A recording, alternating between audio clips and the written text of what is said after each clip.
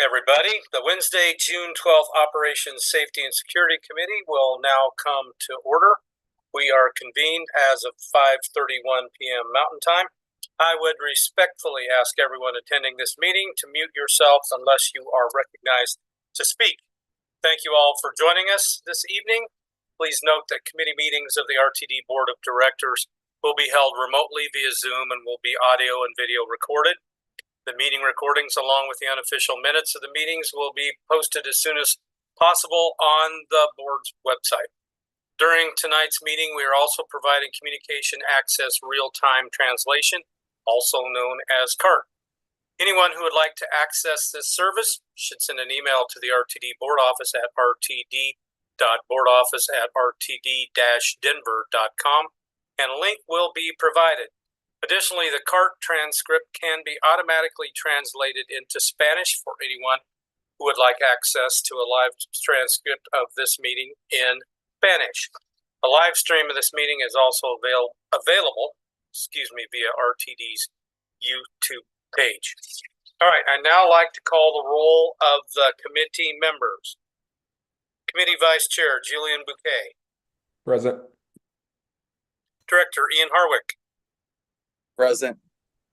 Director Jamie Lewis. Present. Director Paul Rosenthal.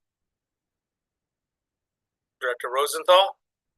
All right, if he joins us, we will so note publicly. Director Joyanne Rusha. I see she's connecting to audio, so I will call her present. Director Marjorie Sloan. Here. And I am Troy Whitmore, the chair of this committee, and I am present as well. I see that we do have a quorum. Also in attendance, we have several other board members. We have Director Peggy Catlin, we have Director Bob Broom, and we have Director Michael Guzman. Have I missed any other board members that are not on the committee that are in attendance? Okay. Now I'd like to open the agenda up to the public comment portion of the evening. This is available to anyone who would like to address the committee regarding any topic listed in the published meeting agenda for the current and immediately preceding month. If you wish to speak and have not already done so, please either raise your virtual hand or press *9 on your phone.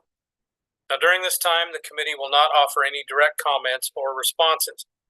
However, if you'd like to be contacted regarding your public comment, please feel free to email the RTD board office at, once again, rtd.boardoffice@rtd-denver.com. All right, Mr. Kroll, are there hands raised for comments? Hello, Committee Chair Whitmore. This is Jack Kroll, Executive Manager of the Board Office. At this time, I see one hand raised, and that is from Richard Bamber.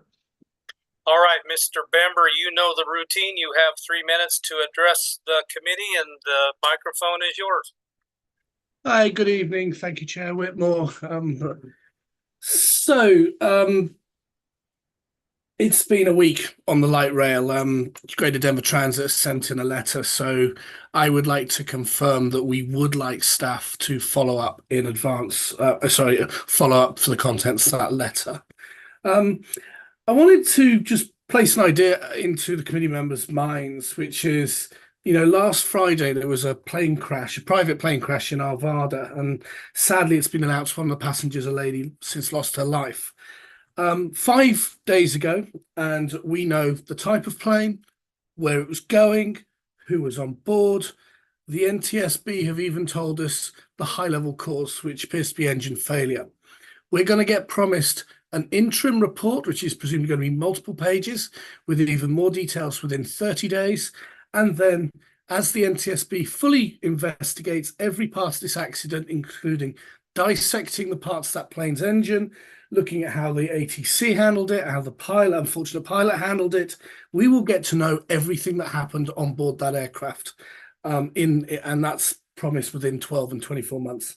I'd like to contrast that with the light rail, that we now, I am going on a scrap of a PUC submission as to what happened in January. The directors, committee members may know more. We know you've had executive sessions on it. But it's nearly 5 months, and we just, we have there is a level of secrecy and a culture of secrecy. You can see the public right now is begging for answers as to why the train service has fallen over. Okay. Openness and transparency is a key plank of a safety culture. And this segues me into supporting the second item we wrote about, which is the Vision Zero. RTD's leadership, directors have a choice now. We can be the safest leading agency in the nation, with openness, transparency, or we can keep trying to say the bare minimum and making people like me and journalists and other interest people actively have to work and dig to find the answers to what is going on with the transportation system we pay for. As I say, you guys have a choice. I hope you guys choose to stand on the right side of history and choose an open and transparent and a Vision Zero safety culture. Thank you very much. Thank you, Mr. Bamber. Mr. Kroll, do we have any more hands raised for public comment? Committee Chair Whitmore, at this time, I do not see, I see one additional hand that just came in from Joe Meyer. All right, Mr. Meyer, the floor is yours. You have 3 minutes.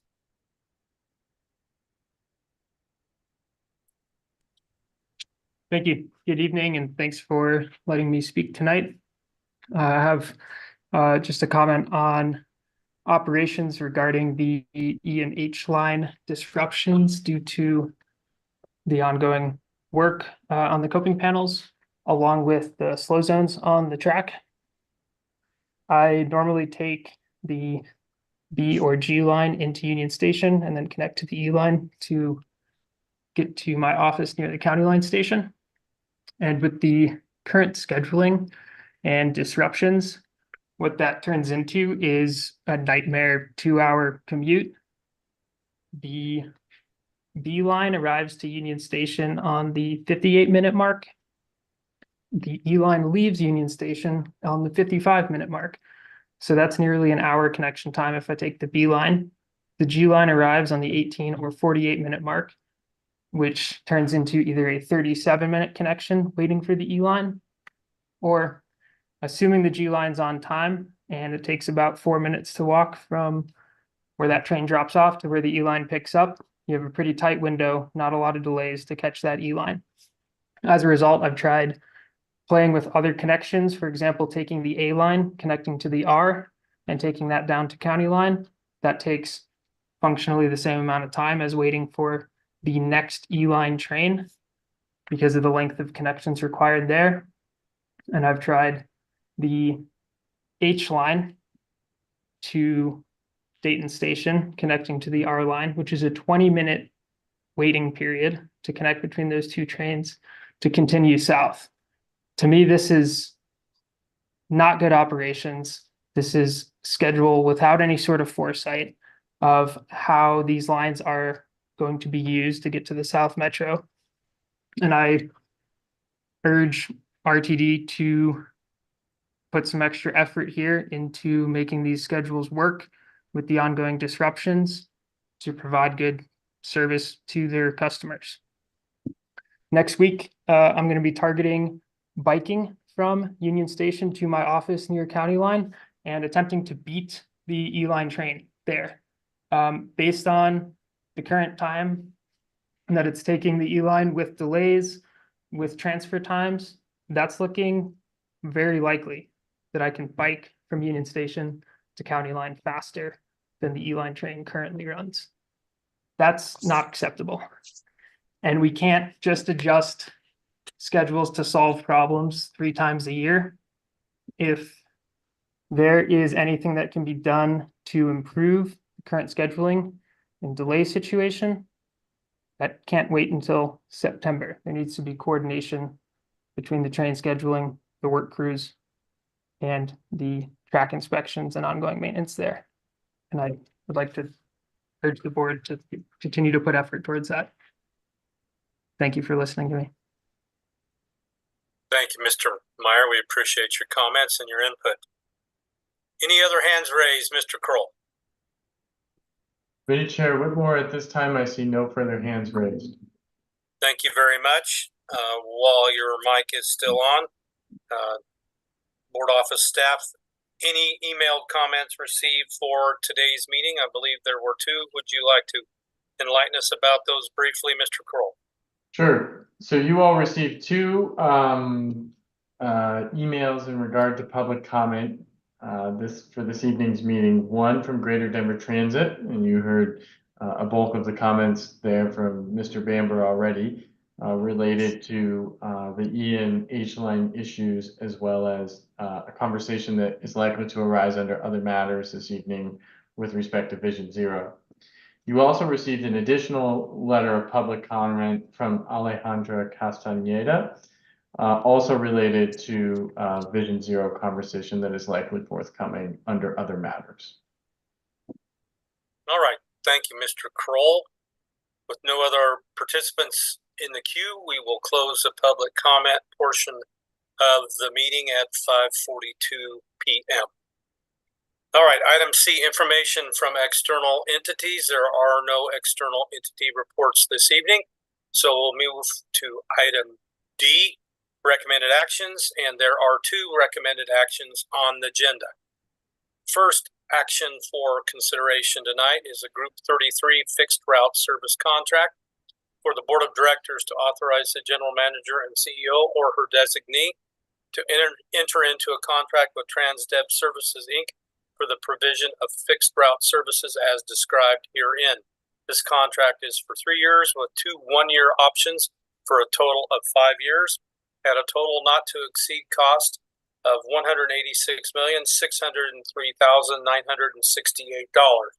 Additionally, RTD will reimburse the contractor's direct fuel costs in an amount estimated to be $16,101,761 over 5 years.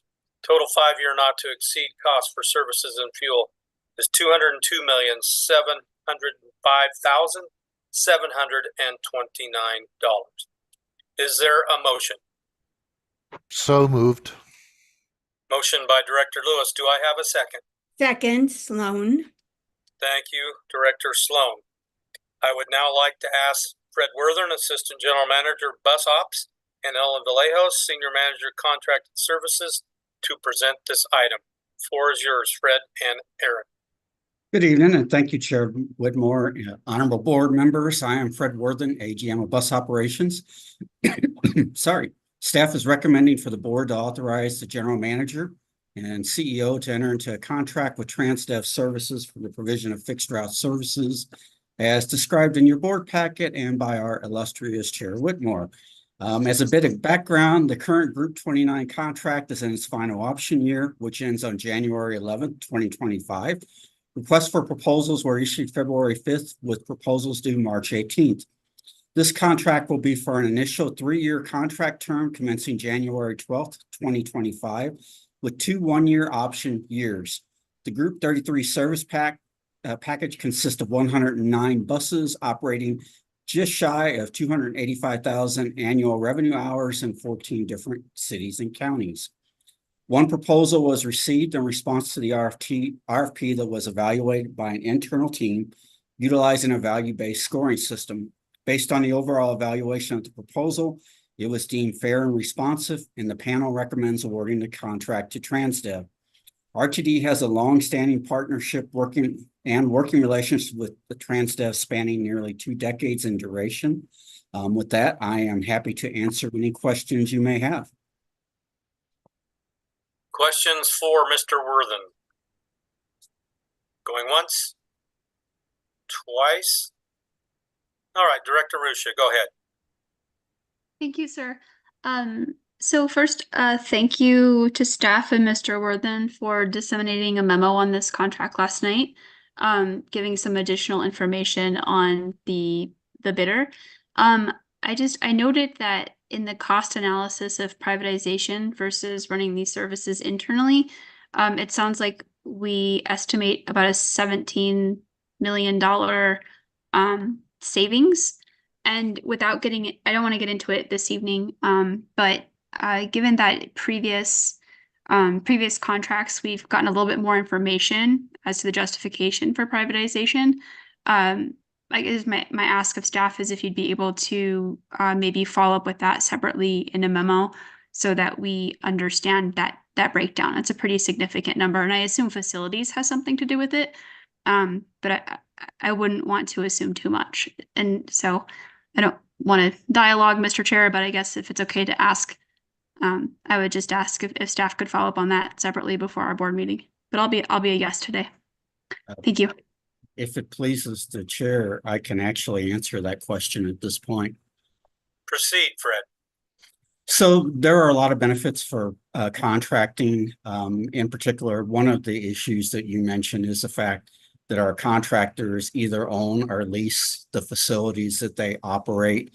But other issues at play that drive cost are the fact that our contract operations abide by different collective bargaining agreements. The privatized CBAs provide more flexibility in many of their rules and their daily operations, which result in cost savings. The other issue is that contractors do bring innovative ideas to the table. They provide services in many, many areas across the country, and they also have lower overhead and cost. So for example, they only have to have one payroll department paying the entire country. And so they have overhead costs that are saved.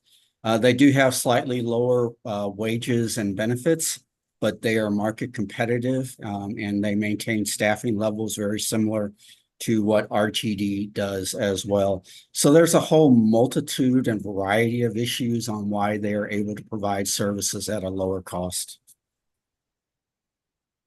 Thank you very much, Mr. Worthen. And I will ask Director Rusch if she has any follow-up to that statement. I would guess no, but perhaps. Go ahead. Oh, challenge accepted, Mr. Chair. No, I just thank you. Gosh, thank you. Thank you for that feedback, Mr. Worthen. I would just ask that when moving forward, when the administration asks the board for contract authorization, which is like a co-signature, that we could get some of that information when it comes before us as a discussion item. And then as it relates to service delivery, particularly these contracts, again, we did used to receive basically a chart outlining some of those hard numbers. And if we could, if we could return to that practice, I think it would be informational. It would be good for this body, but also the public as well. And so to that end, I would also just ask, because we did receive a memo that is pertinent to an item we're going to vote on, if it would be permissible just to include in our board report that memo, which it could be subject to open record, so it's not, executive privilege, because that I think is kind of like in addition to the other memo that we have before us that the public could see. And so that would just be my ask. I can't force it, but I think it could help in matters moving forward. But again, I appreciate staff providing follow-up information to the questions that I'd asked, and I'll be a yes today. So thank you. All right. Thank you. Thank you for the suggestions. I do not see any other hands raised in the queue. All right. So with that, are there any no votes on this matter? I do not see any no votes. We have 5 directors on the committee, 6 directors on the committee present. So the motion passes with 6 aye votes, no votes, and 1 absent. All right, thank you very much. All right, the second action item tonight is access on demand additional funding for the board of directors to authorize the general manager and CEO or her designee to designate additional funding for the access on demand program in an amount not to exceed $8,600,000, $8.6 million. Is there a motion? So moved, Sloan. Thank you, Director Sloan. Do I have a second? I'll second it. Bouquet. Thank you, Director Bouquet. We have a motion and a second for this. So again, I will ask Fred Worthen, Assistant GM, Bus Ops, and Paul Hamilton, Director, Paratransit Services, to present this item for us this evening. The floor is yours again, Fred. Good evening, and thank you once again, Chair Whitmore and honorable committee members. I'm Fred Worthen, Assistant General Manager of Bus Operations. Staff is recommending the Board of Directors to authorize the General Manager and CEO or her designee to designate additional funding for the Access on Demand program in an amount not to exceed $8,600,000. Sorry. Oh, something in my throat tonight. Access on Demand curb-to-curb service is available for paratransit customers who opt into this premium service. The Access on Demand program provides a $25 subsidy for up to 60 one-way rides per month from any one of all 4 service providers, of which 2 are taxis and 2 are referred to as TNCs. The current pilot project will exhaust allocated funding for the entire program by the end of June 2024. At the rate of current growth and expenditure, the Access on Demand program is not sustainable. RTD is awaiting the results of the recent APTA peer review commission to provide guidance regarding the modification of the existing Access on Demand program. Potential changes to the program stemming from the peer review recommendations will help with sustaining Access on Demand services.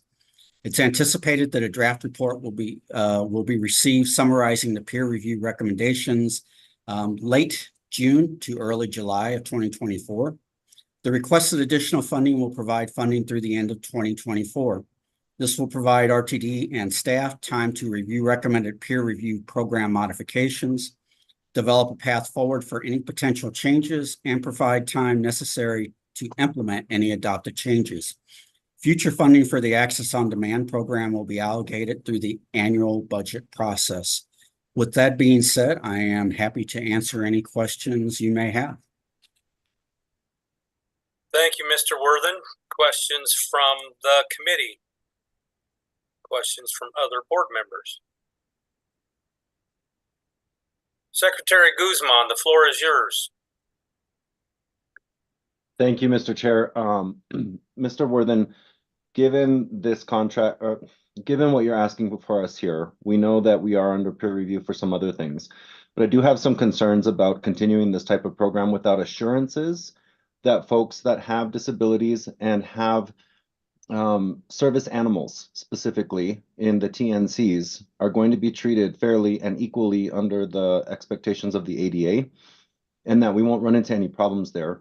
There have been more than allegations about the TNC drivers not accepting the fares and picking people up who have seeing eye dogs, for example, who are trained to do a specific task for the purpose of the person with disability who's trying to use this service. And so I want to know and be assured that if this money is allocated, that we're going to do everything we need to in our contracting to ensure that our customers are treated fairly, equitably, and justly under the law. Can you please speak to that at all? Mr. Chair? Please proceed, you or Paul, whichever would like. I'll be happy to take that question. Thank you for the question, Director Guzman. There are many aspects of the paratransit peer review program that are underway. Of course, a large portion of that is addressing how we handle both Title VI and ADA complaints and concerns. We are working actively to resolve that. In fact, even though we are awaiting recommendations from the peer review, this is something that we are already working on at this moment. In fact, there were discussion by portions of our legal team and our public outreach team to address the particular issues that you are bringing forth. I recognize the issues that you're bringing forth. We are working to address those and have processes in place to prevent that. Director Guzman? That's all? Okay. Thank you, sir. Director Ruscia, you're next in queue. Thank you, sir. This is somewhat of a piggyback on what Director Guzman noted.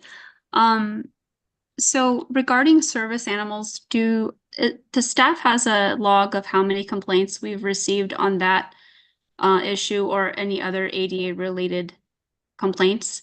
And I just asked because I note that in our customer agreement, we do direct customers to go to the vendor for any customer service or complaints, whether that's billing or the issue that Director Guzman flagged. Thank you for the question, Director Rusha. I'm assuming I am good for dialogue, Director Whitmore. Absolutely. Thank you, sir.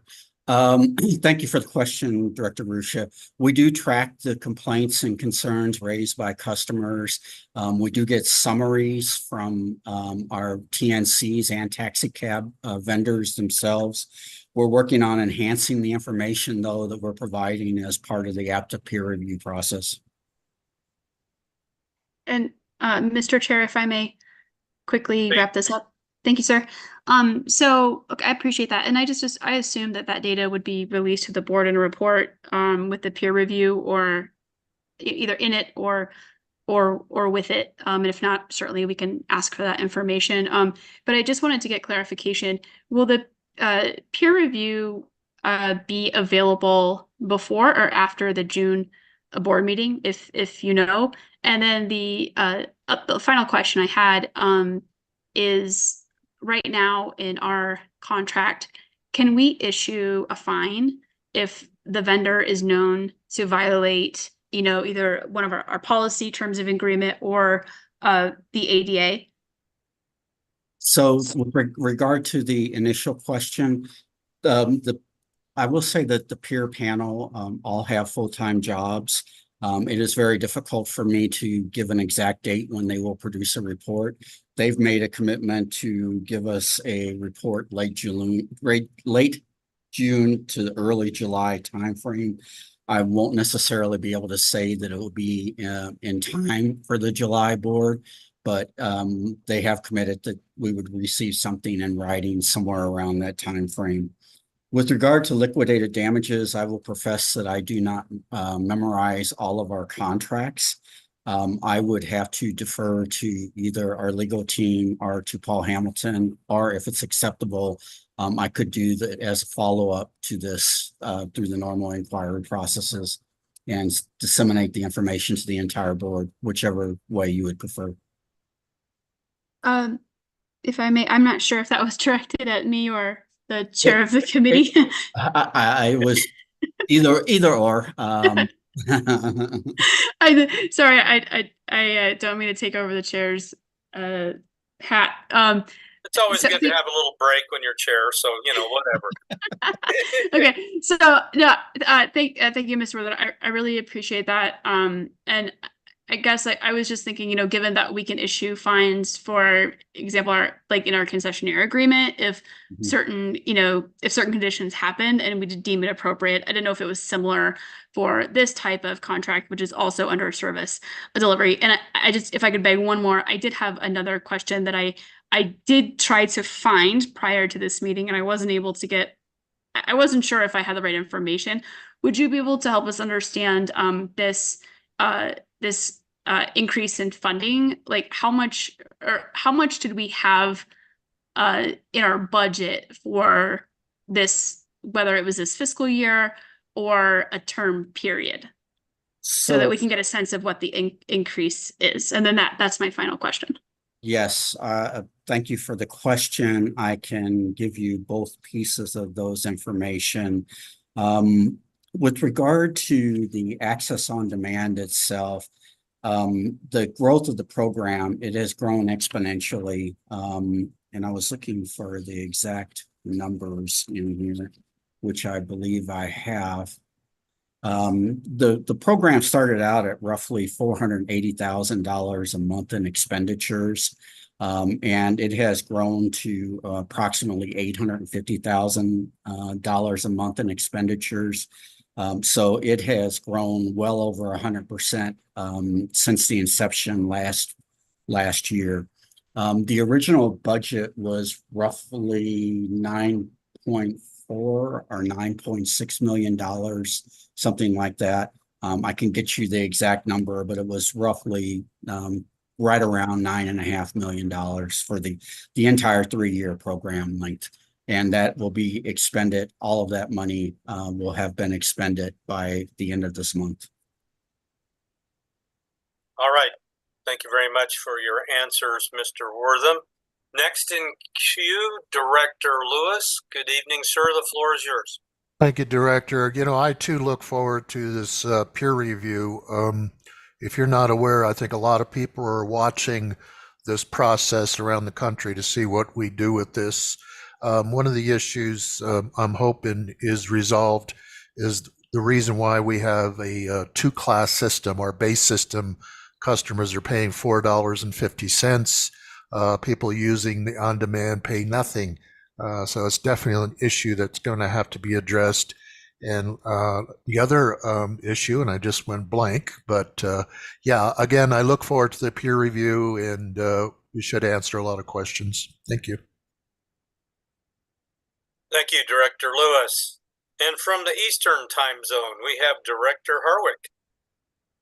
You're next.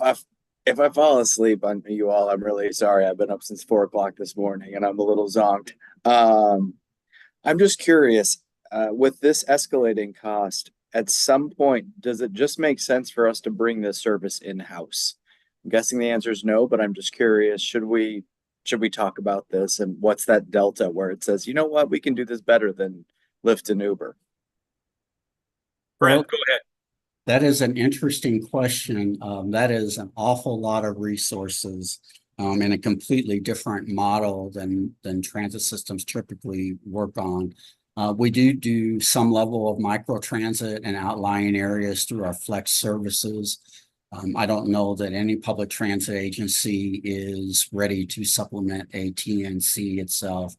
I will say, though, with regard to the issues like Director Lewis raised, those were issues that were raised during the peer review itself. But we're also looking at ways, though, to address, I think what you're hitting at, Director Harwick, is how do we maintain a program that is sustainable, but yet we contain the cost itself so that we don't have a growth where we just can't afford to run the program anymore and then it falls apart. That's why we commissioned the peer review, is to try to find ways to make the program more efficient, more effective, and to work for those who truly need it. All right. Thank you, Fred. Does that answer your question, Director Harwick? All right. Got a thumbs up. Thank you. All right. One more bite at the apple. Joanne Rusha, Director. Sorry, sir. So I just took a look at the memo, and it was $9.3 million over a 3-year period, and that's where I was. That's what I was struggling to look for. But what I didn't understand is, for this appropriation, is this for a 3-year period, or is this just for the end of this fiscal year? And that I think is where I got confused as to, we were expected to, spend $8.3 million, from now until what date certain? Thank you for the question, Director Rusha. And yes, your understanding is correct. With the growth of the program, I do have the exact numbers now. I knew that I had them. I'm sorry, I had to dig for them. The first full month of the pilot, it cost us $407,458. Last month, we spent $830,974. So we are at the point where we've grown well over 5% a month every month. So the $8.6 million will get us through the remainder of the year. We expect that the peer review will result in efficiencies and cost savings. So it is a little difficult to ask for anything beyond the end of the year right now. And that's part of the reason why we would go through the normal budget process to ask for funding in the future itself. But the $8.6 million, we believe, will get us through the end of the year with the existing growth. All right. Thank you. Yep, thank you very much, Fred. I do not see any other hands raised from committee members or non-committee board members. So with that, I did have a proper motion from Director Sloan, second from Director Bouquet. Are there any no votes on this matter? All right. The motion passes with 6 yes votes, no votes, and 1 absent. Thank you very much, Fred, for your presentation. All right, next we move to discussion items. And we have one this evening. Looking forward to this one for a while. We have an update from Dr. Joel Fitzgerald, Chief of Police and Emergency Management, to present this item. So with that, Dr. Fitzgerald, the floor is yours. Thank you, Chair Whitmore, and thank you to the rest of the board and committee members for your attention here. So I'll quickly summarize the written report, then I'll get into the PowerPoint presentation. The written report that you have starts in 2021, when the general manager and CEO engaged the American Public Transportation Association, or APTA, to conduct a peer review on us, the Regional Transportation District, and our security model. Pursuant to APTA's subject matter expert recommendations, numerous operational and strategic changes were made and will continue to be made in RTD Police Department over the next few years. In particular, for example, our shift to 24-hour per day operations and the strategic changes that we've made, many affecting the first set of numbers you'll see on the sheet, and that's proactive and moreover facilitating positive engagement with the community and forming true partnerships. The second item was renewing our focus on crime prevention. Third, ongoing sustainable and intentional phased internal growth strategy that we use to staff those positions within the department. Fourth, an ongoing commitment to intelligence-led and evidence-based policing strategies. And the last being expansion in our roles and promoting organization-wide infrastructure improvements consistent with a word you've heard us use, CEPTID, which is crime prevention through environmental design. Our framework that we're using overall is community policing, and it's founded in our RTD strategies of back to basics, people power, and promoting a welcoming transit environment. And as such, the PowerPoint that you'll see in a few minutes provides examples of how we're changing things and how we segment our success stories in really 4 different areas: that strategic implementation, evidence-based policing, the alignment of our strategic priorities, and finally, our performance data outputs. Lastly, the written document that you have provides examples of how our community policing focus is commingled with promoting a welcoming transit environment, how the success of our staffing plan enhances people power, diversity, and our ability to address crimes. While the final section explains how we've identified and actively fill the gaps in our CAD RMS software. That really is our ability to capture information, regurgitate it, and use it to deploy effectively, to become more efficient, and to provide just our staff in general and command staff with the ability to analyze and adapt to the dynamic crime trends that we see throughout the transit environment. So without further ado, we'll move on to the digital presentation. Steve, if you would advance the slide. So as I discussed, the back to basics and people power and welcoming transit environment are what we're grounded in. I advance the slide, Steve. As an operational update, as part of our welcoming transit environment efforts, we've installed 1,028 cameras, live look-in cameras onto buses and 35 in light rail cars. Now you may say 35 light rail cars only. Well, as light rail cars come in to the shop and are worked on, we are ensuring that the live look-in videos are installed into those cars. What that does is if an operator is in trouble, we're able to immediately through dispatch as well look into that actual vehicle and be able to describe what's going on, to see what's going on, and to attend to that issue. So we've done that in over 1,000 buses and 35 light rail cars. How it relates to people power, as of May 31st, we had 77 post-certified officers. I had to update that for you. So today we have 79 and 9 preparing to go to the police academy. So we're doing we have 9 people that are non-post certified attending the police academy, and then an additional 9 entering the academy in July. These are phenomenal numbers. As many of you know, we came from about 12 officers or so, and are now again at 79 with a wait list of those folks that we're going to put into the police academy. And for back to basics, our customer engagement and community outreach has expanded greatly, as you've seen at places like Union Station, community meetings throughout the transit environment that we serve. In almost every sector, we've attended community meetings and been a better steward and better part of the community. Our deployment methods, you'll see here, pursuant to people power, we've expanded, as you know. That's helped to create employee buy-in, to give our folks a sense of being a part of a diverse, equitable, and inclusive environment, giving them opportunities to promote, and enhancing our ability to serve our customers. We've been more proactive, and later on in the slide process, you'll see some of those proactivity slides. But from a back to basics standpoint, we've better leveraged data to inform our decisions, even though we are purchasing a new CAD and RMS product, which I'll mention in another slide as well.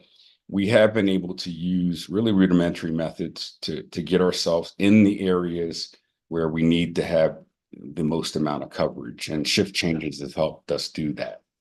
It's part of our welcoming transit environment strategy, as I alluded to, and in all areas of the alignment, in all sectors, we've deployed resources. A commander oversees each individual, one of our 5 sectors, and they're our primary point of contact for customers, for other municipalities, for business and property owners. They actively attend meetings in each one of the areas, and again, help raise our level of access and our level of just our base, I should say, in those particular areas. Everyone knows that they can reach out to our RTD command staff and commanders to attend those meetings and to become aware of what problems those jurisdictions are having in or around RTD facilities. Our evidence-based policing model, Steve, there you go. Our evidence-based policing, just for you that hear it and don't necessarily know what we mean by it, is just really how we make decisions, what our judgment is based on, and that's our community input, our community values, and the preferences that our communities and customers and stakeholders. Customers are our stakeholders, as well as our employees, our operators, the people who are front-facing in the transit environment every day. We use that information that we get from them to focus on how we analyze the crimes and to make smart decisions. We train our folks and promote them based upon their skills and abilities to solve criminal type problems and social issues. We've introduced the overnight shift in May to support 24-hour policing. Many of you may have thought we were already operating on 24 hours a day, 7 days a week basis, and we weren't. So we finally got our staffing to the point where we could put out a shift overnight, which has helped with certain RTD properties that during the off hours have endured problems and complaints from those areas. So we are better able to address those complaints overnight when those types of crimes and problems are happening. And I'm sure you'll ask, the 6 mental health clinicians and 5 homeless outreach workers are approved in our budget, and we are actively, trying to hire every position in that area. As many of you know, RTD was the first transit provider in the country that actually engaged homeless or unhoused persons outreach and health clinicians. So in keeping with that, we are trying to fully staff all 11 of those positions. Right now, we have 3 of the 11 staffed. You've heard me mention CAD and RMS. That's our computer-aided dispatch and our records management systems. Those are being upgraded. We've further developed our partnerships with TSA and the FBI Joint Terrorism Task Force just today, as a matter of fact, disseminated information from task force operations about threats to or potential threats in our environment. Those are clearances that we had to get for each one of our command staff members to be able to gain information from those task force memberships and to be able to disseminate unclassified information and help us to provide a more safe transit environment. We've gone so far as to verify arrest and court-ordered warrants that we can process ourselves now. That was not something that was being done prior to the last month and a half. And we've transitioned and continued to transition from our, allied security to more of a police presence. So that police presence comes with the added value of having police officers that are well-trained and post-certified and acknowledged as post-certified by all of our other stakeholders, the other jurisdictions out there that depend on us to be there.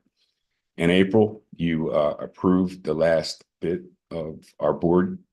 As a board, you approved the last contract with Allied.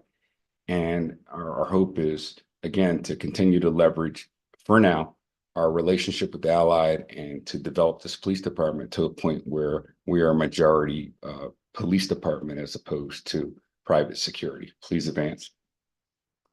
Our strategic priorities and how they align. I mentioned how it aligns with a welcoming transit environment, how we align with the other tenets of back to basics and people power, but we also align with the overall guidelines provided by the board in terms of community value, employee ownership, and customer excellence and financial success. In community value in that area, we've upgraded our high definition cameras throughout the alignment. What does that mean? It means in certain platforms, stations, and facilities, we had older cameras that didn't necessarily provide the type of resolution and quality that our new camera systems offer. Those cameras have been put in areas strategically near our vending machines on our platforms, just to ensure that we are providing the customer the best possible experience and being able to see and determine if there's been aberrant behavior and to determine who is the cause of that behavior. That has led to some great arrests by members of not only RTD, but our other law enforcement partners. CPTED, as I've talked about, we've worked with public planning. We've worked with other departments within RTD to best determine how we provide, how we, as I should say, as a police department, can provide our input into ensuring that we're providing the safest possible services and the safest possible environment for our customers. You may say, well, what is that? Well, that could range from trimming hedges, lighting. It could just be, what our job is, as Board Chair Whitmore would tell you, with businesses that are adjacent to us, how can we best help them mitigate the problems that they see relating to the transit environment, but also create, an environment where we can not only have to be responsive, we can be proactive in assuring that we make it uncomfortable for people to perpetrate crimes on RTD property. That means we can fix a fence, we can go out and we can assess, well, how can we best keep people off the alignment, which in turn may stop people from being struck by a train when trespassing. These are all things that we take a really good hard look at and try to change before they become, real problems in areas that affect other divisions within RTD. So we have more of a say and more of a, we provide our opinion in these areas, and the other department heads and members of the leadership team have been amenable to listening and integrating some of those ideas. Our formerly, I should say, our formerly named unit where we've had video investigations is becoming more of a real-time crime center. They are actively surveilling areas within our system, and those areas are based upon the feedback that our commanders are providing them about problematic situations that can range from vandalisms by youth to something as grave as maybe a robbery or a pattern of crimes in a certain area. So we have, in addition to police officers proactively checking those areas, our video or our, our real-time crime teams taking a look 24 hours a day at the areas that give us our most problems and being able to dispatch officers many times prior to a customer engaging us for some problem that they've had. The migration of our video management system has been huge.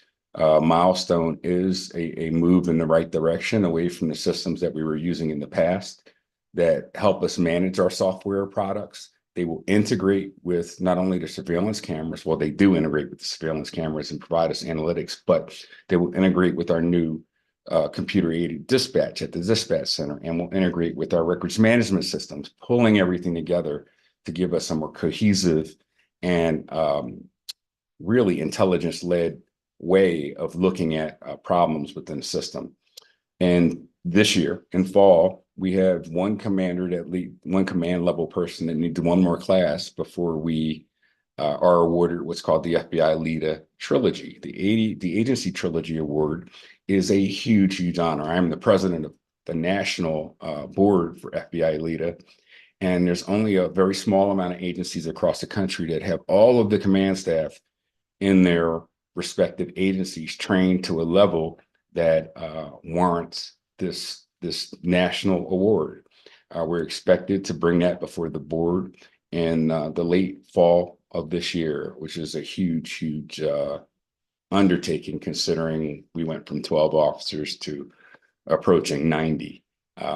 That goes to show you that, we've reinvested really in the people that we have working for us that'll provide service to the transit environment. And we're also pursuing accreditation through Colorado Association of Chiefs of Police. That accreditation says that we meet or exceed state standards in every category. The holdup for us has just been enlarging our evidence area, and we're working on that right now. We plan to bring in assessors to determine whether we can be an accredited agency in the state of Colorado, which you may say is accredited. Well, what do you mean? Well, again, the accreditation is something that you apply for. It says you're providing added value. It says that you're providing above and beyond the level that is expected by post and expected by the state of Colorado. As a part of our customer excellence program, what we've done is we've done fare sweeps. Yes, we do that. We've especially been vigilant on the light rail network. We've received, through the union and through other means, complaints about folks not paying fares on light rail. So as of May 2024, we've done 40 train contacts in January through May. Those train contacts mean that we've had a group of officers at a couple different locations randomly stopping and checking to make sure that, in addition to what we've already done and what we already do on a day-to-day basis, in targeted areas, we ensure that folks have their fare. We gave out 851 warnings for those violations. We've issued citations. We've suspended folks. And we've actually made a couple felony arrests of people who were wanted for some pretty serious crimes. So it just goes to show that we're trying to bring value to the customer. What we hear from our end is that customers expect us to ensure that folks that are using the transit environment, implements of transportation, are actually paying customers. As part of our employee ownership move, I've mentioned in previous presentations that we're part of the National 30 by 30 initiative. What that is we've made a commitment to increase representation of women in police recruit classes by 30% by 2030. As of today, we are at 13%, which is huge. in the US, as you see here. Women make up 12% of all sworn police officers. In our agency, as of today, it's 13%, and we're not stopping. We are making every effort to diversify the department and to do it and not lose quality. Many people will say efforts to diversify, lower standards. We are not lowering our standards for anyone. We're doing it the right way. We're outpacing others in our recruiting efforts, and there's a reason why, because RTD's being seen as a great place to work. As far as our performance, you can advance one more slide. Security incidents. If you look here, that's year-to-date comparison between 2023 and 2024. You'll see that we're at 1,197 different incidents reported. It's pretty consistent. You would expect to see more incidents reported because there's more of a presence out there with police officers. But what I'll tell you is that in other ways and in other circumstances that we see in the transit environment, the security incidents that are reported now and have been reported over the last couple of years are a function of the fact that our customers and our employees have more confidence in us that those incidents will be investigated or attended to. What you're saying is, a 2023 and 2024 number where we placed a greater emphasis upon being at least more visible, and now more visible and more proactive.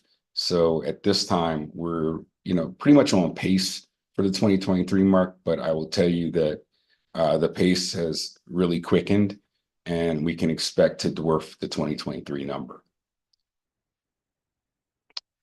Suspensions are up. That's obvious. In 2023, I came to the board and I spoke of a need to change the code of conduct and to be firm but fair, and we have been. Some questions have come up about the suspension numbers being high, and I will tell you that it is a result of vigilance on the part of not only our police officers but our security. We've made a real effort to ensure that, and as I ask for the repeat offenders, the folks that are coming into the public transit environment and making it unsafe, that those people be subject to suspension. We have done a phenomenal job at ensuring that we address those problematic people in the problematic places as they have been identified to us, or we have identified during the course of our evaluation of where we need to be. One of the questions that came up was, well, what are we doing in regards to suspension appeals? I'll head that off now. In 2023, we had 14 total appeals out of the 255 suspensions issued year to date. Out of the 14, we had 3 that were voided by us based on the appeal information, and 11 were denied. In 2024, we had 5 total appeals so far this year, and 4 of which were overturned, and 1 was denied. So I think that says a lot. That says that when the appeals come through, we actually do take them seriously. We do give people their voice. And as a matter of fact, sometimes we agree that that in the cases that we've looked at least, that some suspensions, are things that we would rather not issue and have, again, rescinded. So I think we're being very fair. Move on. Our call trends, just at Denver Union Station alone, we've been trending down since 2022. And I think that all you need to do is take a stroll through Union Station and you'll notice the difference. I know that our concentration had been at Union Station, at least in 2022. And the reason being is I equate it to battling a problem. You can't battle problems on several fronts when you don't have the manpower and ability to hold your home. And what we did was we held our home base at Union Station, and we changed the culture of what's going on in the facility to make it an environment that when you walk through, you can at least notice the difference and say to yourselves, there's a vast difference between what we saw coming from the era of, let's say, COVID to today, our officers have done a yeoman's job of trying to ensure that the conditions in Union Station have changed. And I know for that matter that their efforts to clean up Union Station have had resounding effects. The vehicle report card program has been very, very fruitful for us. As I've explained to you in the past, we go to areas that have experienced break-ins of vehicles, catalytic converter thefts, and our officers physically walk through parking lots. They walk through the lots and determine, using this report card, whether your vehicle was secured properly. If you left a purse or a laptop or a cell phone inside your car that would entice a criminal to try to break into your vehicle. We have about a 95% passing rate. And when we return to the same locations, that passing rate creeps up incrementally.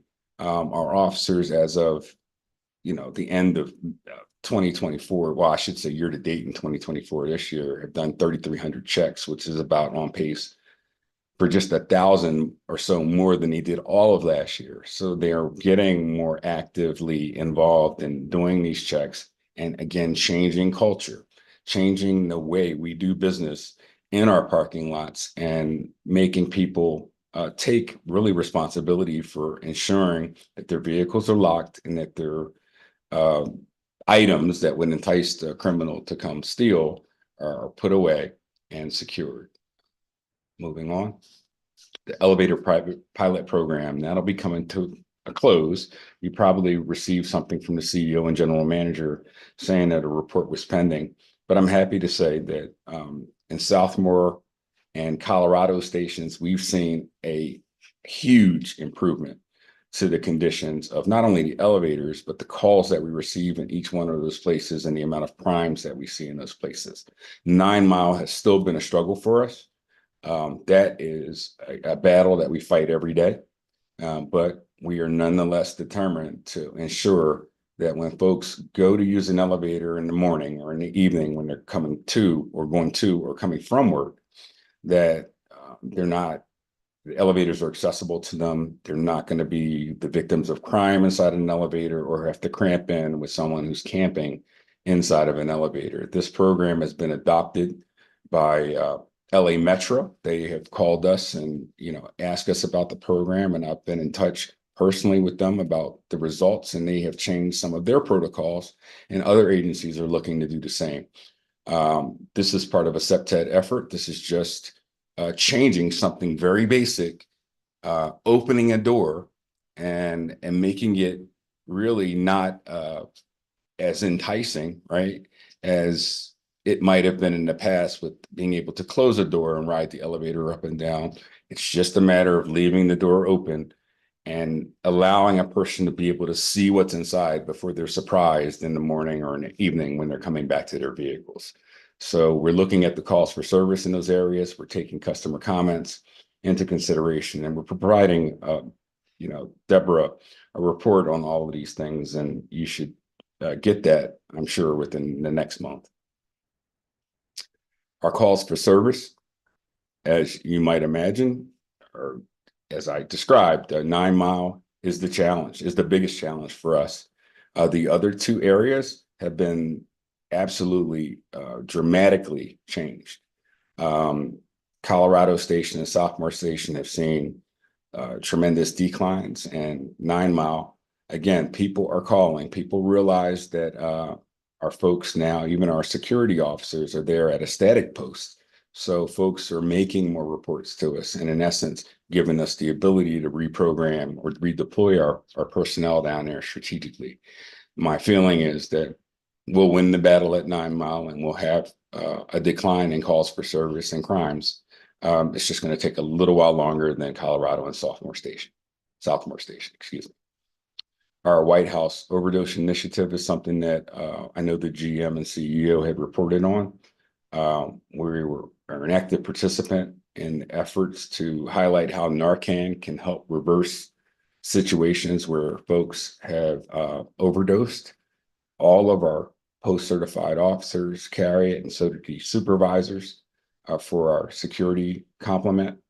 In each one of our transit hubs, there's Narcan available, and in 2023, we've used it 103 times. At this time, year to date, already 64 times. So we're well on pace to use it more than we've ever used it, which is sad, but it is also a positive thing that we have Narcan available. I'll also say that in addition to the Narcan usage and us being a part of this initiative, I'm part of a program, and we're doing research now in DC for the fentanyl crisis. And the National Academy of Sciences reached out and asked if I would be a part of their initiative and to write a white paper on it. And we are doing that. And we are also evaluating our statistics here, and not only for Narcan and Narcan usage, but opioid usage in general in the Denver metro area and RTD in particular. So that paper is being worked on now, and we should be able to produce something within the next 4 to 6 months. Our Narcan related calls, you'll see a trend line there. The trend, unfortunately, is elevated. It's elevated because of the fact that, more people have access now to fentanyl, and fentanyl is a dangerous drug. I don't have to tell you that, but what I can say is that more folks are using it, and the availability and our ability to use Narcan to reverse the effects of a potential overdose is as important as ever for us to have handy. This trend line not only suggests it, it screams it. So I thank you. Hopefully I didn't run over too long, and I invite any questions. Thank you, Chief. Great presentation. Very thorough and wide-ranging. I do see that we have one committee member in queue. Director Lewis, the floor is yours. Thank you, Chief Fitzgerald. I know a lot of these efforts are a long time coming. You've been working several years on getting these things done, so congratulations on that. I have 2 questions. One, I'm just curious, what is the contributor to the difficulty of getting the 6 mental health and the 5 homeless coordinators hired? Do you think it's salary related, or what do you think? What's the problem there? Well, first, I can. This may sound like a convenient answer, but this is the truth.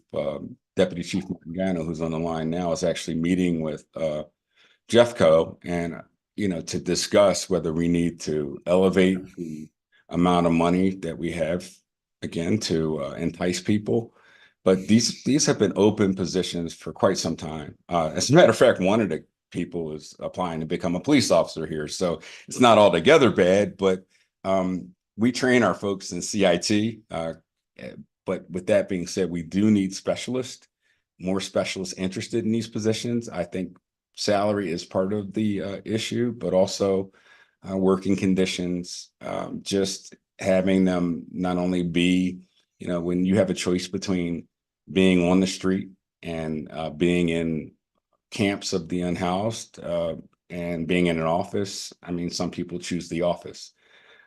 We do have the folks that we do have in these positions are really dedicated. Like I'll use Alton as an example. Everyone knows that name, but may not have. I should have had a picture of him to put into the actual presentation. But Alton Reynolds is the go-to guy for even outside of RTD. I mean, Denver uses him. All the other counties want to use him to go into these environments, and he's able to make inroads and to move them into situations that are better and more healthy for them.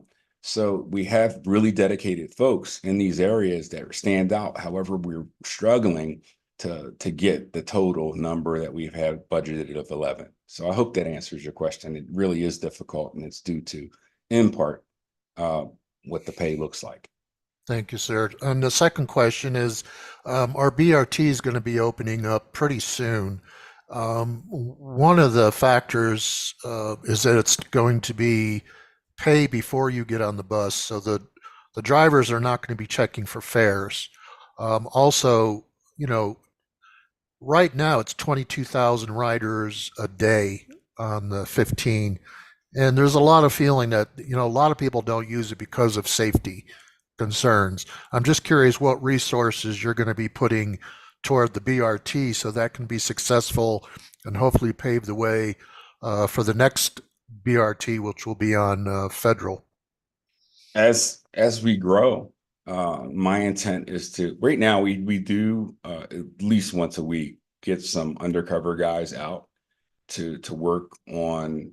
It depends. It really will depend on where we're getting the most complaints. But between light rail, some on bus, and granted we need to do more on bus. We are getting folks out there, and that has led to I know for a fact that people, operators in particular, have been happy to see our folks there. Again, it's not perfect because we can't be on every bus. We can't be on every implement of transportation.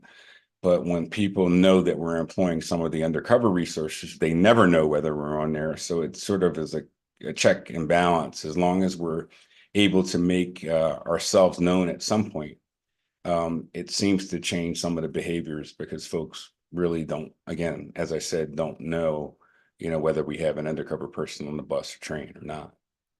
Mr. Chair, may I have a follow-up question? Proceed. Yeah, I'm just curious, will you be using your subcontractor for maybe some of that work just to have a presence on the BRT?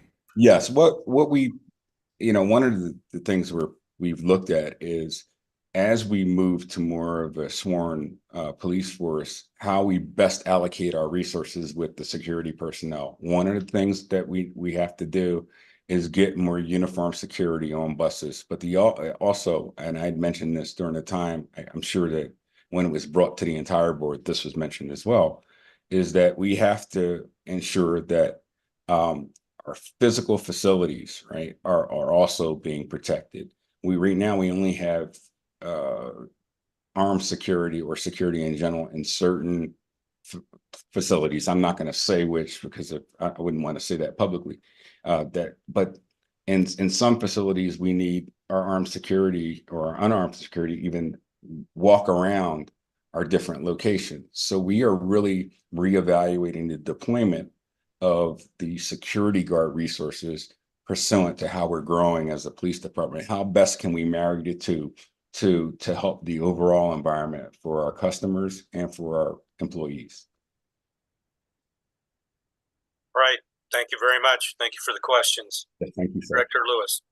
All right, next in queue, Director Harwick, floor is yours. Thank you, Chief Fitzgerald. I had one question, one just comment. And I think I asked this last time, and I know luckily I'm glad we don't have a lot of gun violence or even the threat of gun violence, but I was just curious.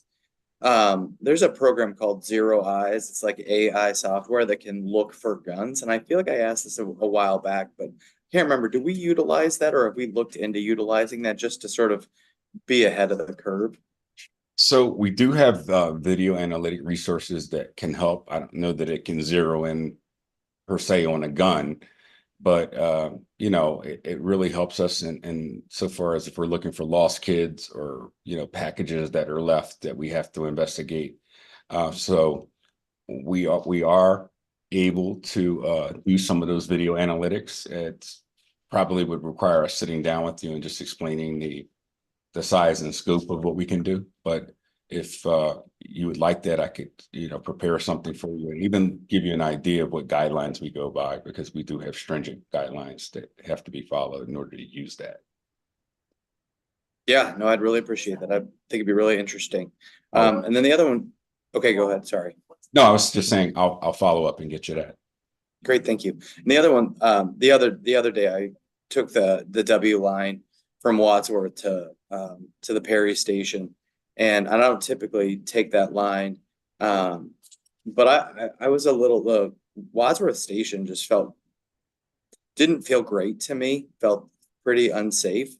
And as a white man, that, has seen enough stuff, it just was more just I didn't feel great for the community. And so I just sort of wanted to kind of just raise a little flag, hey, maybe we could send some guys out there or women out there to go out there, just kind of just put another set of eyes on that. Cause You know, it was 10 o'clock in the morning and I just noticed the elevator wasn't working, a lot of disrepair, and just felt, you know, I'm I was disappointed. glad the train got there fast.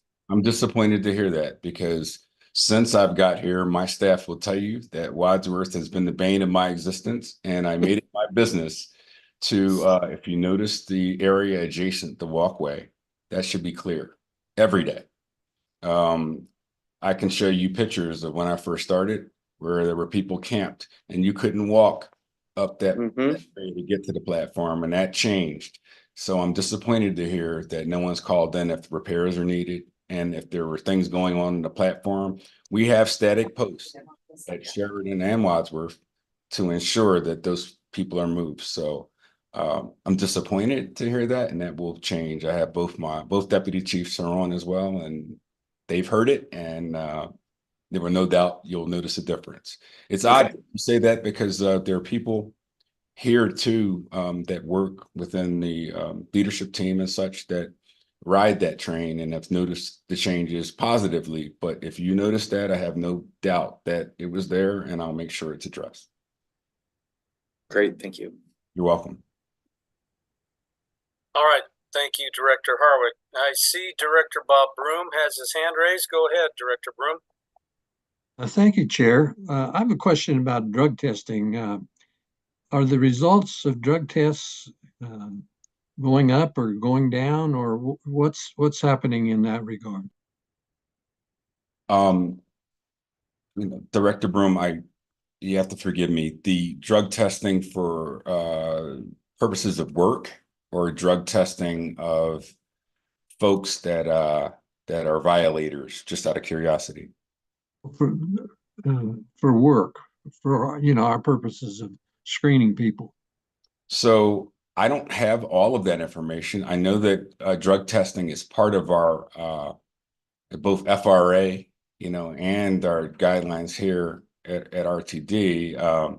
We just, as a matter of fact, myself and Deputy Chief Harm were just in sort of a training yesterday that had to do with noticing folks that may be under the influence of drugs and what our core responsibilities are through RTD. So we are trained on that pursuant to federal regulations, but also drug testing is random. And my understanding is, don't quote me on this, but I think at least half of RTD's employees were tested in a given year for drugs.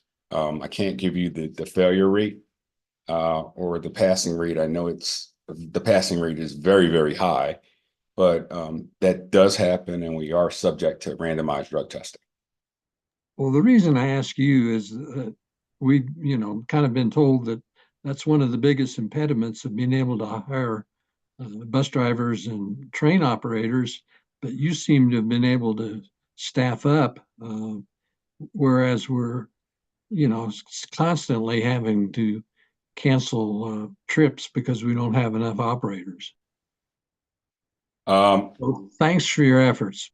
Thank you, sir. I can only answer from the police standpoint and tell you that we've been really vigilant about trying to hire licensed police officers. And part of being a police officer is drug testing is part of it. And you can't have our backgrounds are a little more intricate than I would say those of maybe operators. So that may be part of the difference, but I would defer to Fred or Dave Jensen and tell you from a rail operator or bus standpoint, what their testing looks like. Okay, thank you. That covers everything. Thank you, sir. Thank you, Director Broom. Board Secretary Michael Guzman, you have the floor. Thank you, Chair. I do have a question. Do we know about what the recidivism rates are, or are we not seeing any for those that have been suspended from service?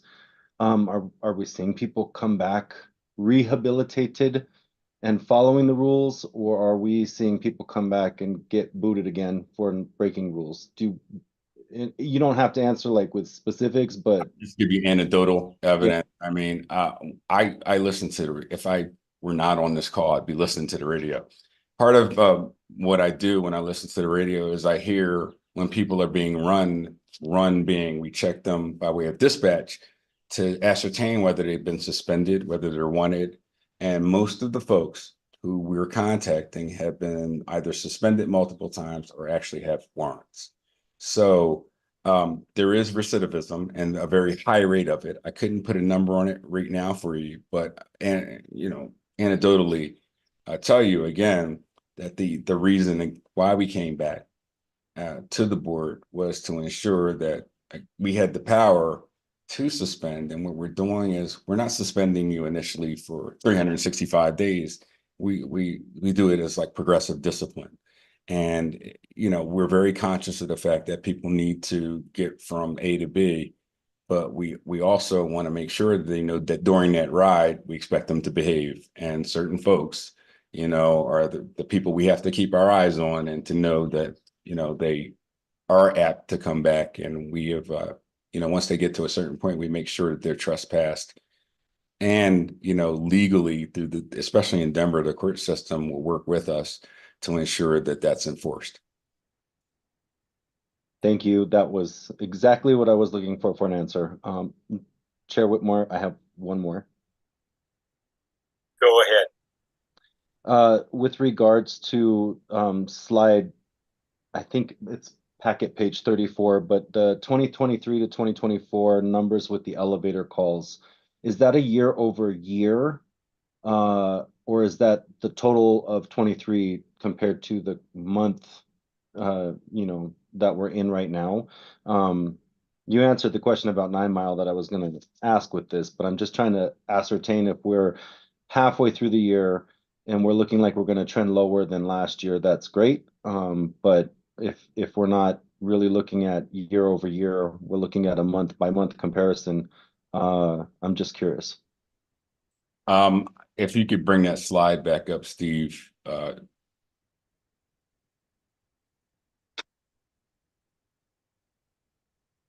Are you on? Can I, once that gets up, get back to the answer, and then I'd like to look at that slide again. I believe that slide just was year-to-date comparison of those two, but I'd need to see the slide again to be sure. Can I come back to that answer as soon as they get the yeah. Back up? I'm not seeing it. Oh, I see it now. Here we go.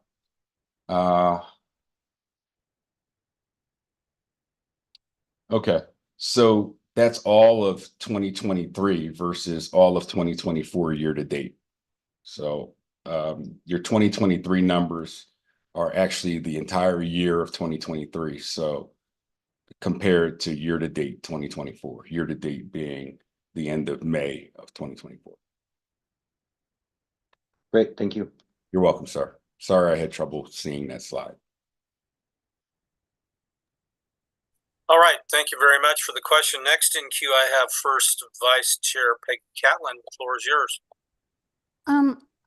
I would gladly yield to committee members before I speak. And I see Director Sloan's hand is up. Well, I already wedged Director Broom in there, so I think I've set a precedent. So just go right ahead, Director Catlin, because Director Sloan is quite gracious. Thank you. Dr. Fitzgerald, we had a performance committee meeting on Monday, and I'm really pleased to see these data that you've brought forth and showing year-to-year comparisons. And in some cases, you're showing the trend lines. But my question, as you now analyze these data, are you going to be setting some targets for performance against which we can measure these data? I mean, that's kind of what we're looking for in the performance committee. And I think we all recognize that a lot of this information, we're establishing a baseline, but I would be really encouraged to work, have this committee work with you, or have the performance committee work with you to really establish some goals and some metrics against which we can measure. So I just wanted to make that comment. I think that what you've shown today is a wonderful start. And I think a lot of board members have been wanting to see data like this on a regular basis, but just taking a next step. Just curious what your thoughts might be on setting those targets. I thank you for that question, ma'am. It gives me an opportunity to sort of talk about what we do here. And we do have a strategic action plan that we use, and we have over, Steve, correct me if I'm wrong, I want to say over 100 different goals and action items that our command staff are responsible for achieving, some of which have percentage decreases in crime, percentage increases in the amount of time that we spend in community meetings and other things. So we have it broken down very granularly, and everyone in the department, from myself down to, you know, our civilian employees, have access to that plan and know what their roles and responsibilities and goals are for their particular sections. So you know, to quote you, the different, you know, performance metrics that we have, I'd be totally off telling you every one now, but for example, one may be decreasing crime by, you know, 5% overall in specific areas. So we have that kind of granular detail that we use and provide, and that is what my command staff uses to determine where they're going to go, how they're going to deploy their because I'm expecting them to make changes along the way and work together when, you know, we're seeing something tick up. So I'd be happy to share some of that with you so you could see what exactly it is we, you know, what performance metrics I do set out there for them to hit. If I might, Mr. Chair. Proceed. One of the things that the performance committee is going to be doing is looking at areas where we can take a deeper dive into the agency and performance such as that. So we may ask you to give a presentation at some point to the performance committee on just those key areas that you're in your plan that you're working with your staff to achieve. This is a great example for me moving forward. It's what we wanted to see with the performance committee. So we're calling it a deeper dive, and I just caution you. You know, the one thing is, in transitioning from security officers primarily, right, the, you know, mark that we had, to police officers, there's, you know, between last year and this year, you're going to see changes. And I think once we get to the point where we're predominantly a police department, that it'll be a little more consistent. But I'm aggressive, and I do press my folks to be aggressive about their goals, and I'm happy to share. So thank you. I understand. That would be great. And as I said, these transitions and anyway, I've taken up enough time, but this is just a great example of what we're trying to work to achieve with the performance committee. So thank you very much for a great presentation. Thank you, ma'am. Thank you, Director Catlin. Next in line, Committee Member Sloan.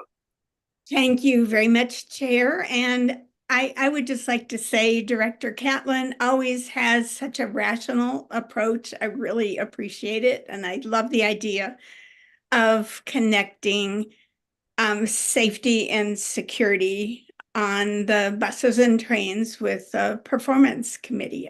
So great concept.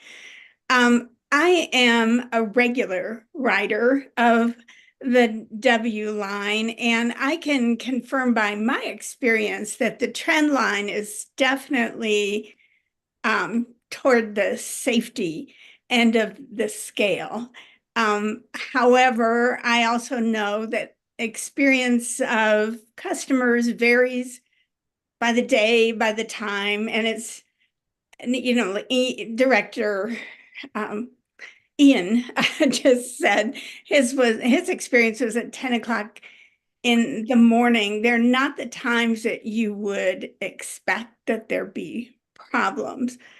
But in general, customers are noticing a change. We get a lot of emails from people who have noticed that, and I try to pass those on.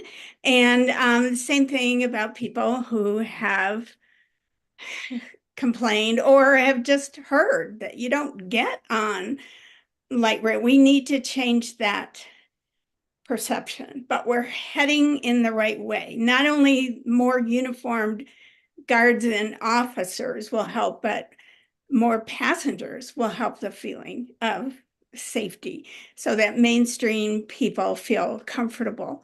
I would like to add, and some of you have seen this, my favorite experience last month on the W line was a group of dressed up high school students going from Golden to prom downtown Denver.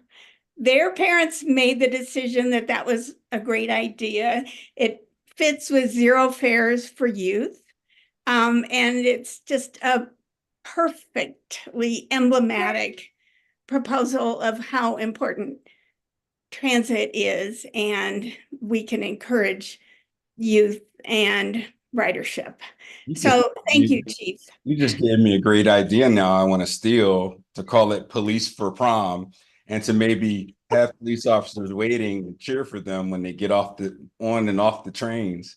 You know, that would be a great idea and a great way to link the police department with the community and the positives of taking the train. So if we can work with that school or schools to do it, we'd be happy, you know, to leverage that.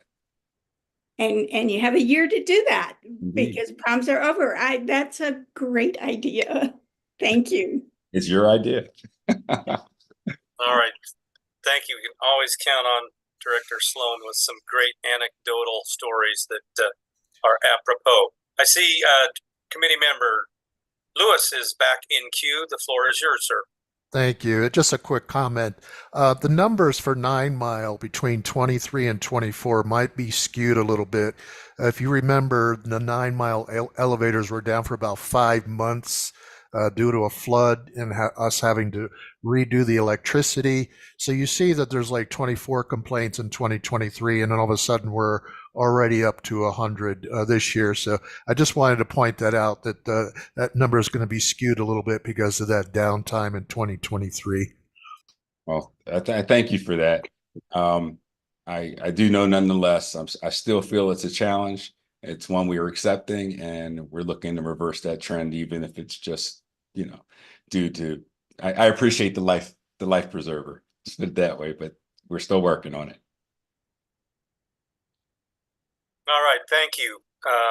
Director Broom, I assume your hand's still up from a prior question, but if you have another question, go ahead.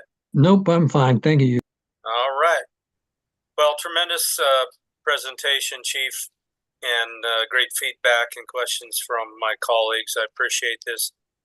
Certainly really appreciate the upward trends that really work towards a welcoming transit environment. So congrats on that, and keep up the good work, and please share that with your commanders, and I know Steve's hearing that as well. So well done. Will do. Thank you all. Thank you very much. Mr. Kroll, I know that we are trying to be respectful of our back office staff and those that are working behind the scenes. I know we have probably 15 to 30 minutes of programming left. Shall we take a break on behalf of our support staff, or shall we power through? What is your opinion on that? I think generally speaking, we'd want to take a break if the meeting is going to go more than 2 hours. So I leave it to you to determine with your committee members whether they want to push through or not. If you're anticipating going more than the next 30 minutes, then it might be wise. However, you've reached the point in the meeting where you have other matters, and I know there's an important matter that Director Rusha would like to bring, and Director Harwick as well. So. Yes. All right. Okay, well, I'm going to take the privilege of being chair. We're going to take a 10-minute pause for the cause, so we're okay. The one thing that I will warn, we don't want Ian to fall asleep, so get up, do some exercises, because I know you're part of the next presentation, Director Harwick. So we will reconvene at, let's just call it 7:15 Mountain Time. Be back in a flash. I'll be awake, Troy.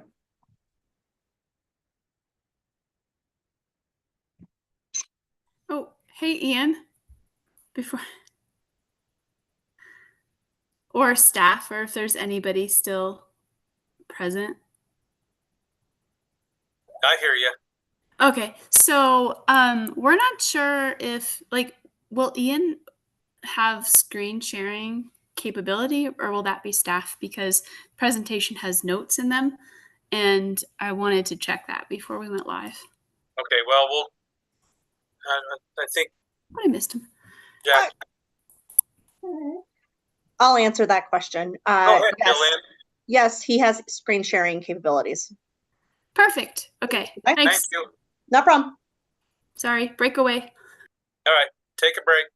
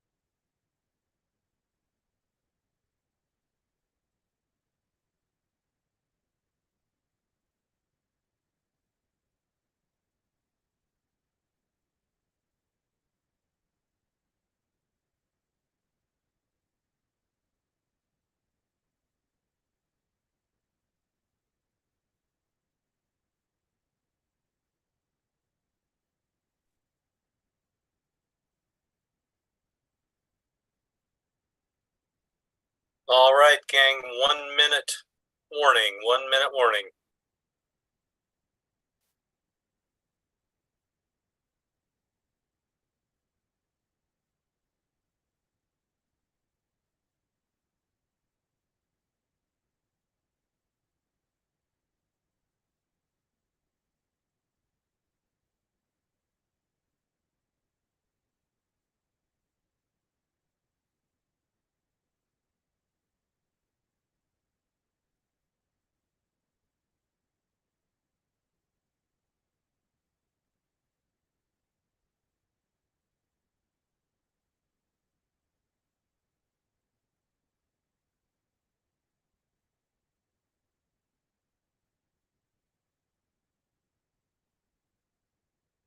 All right, just making sure that we have Ian back with us, along with Director Rusha, because they're up next.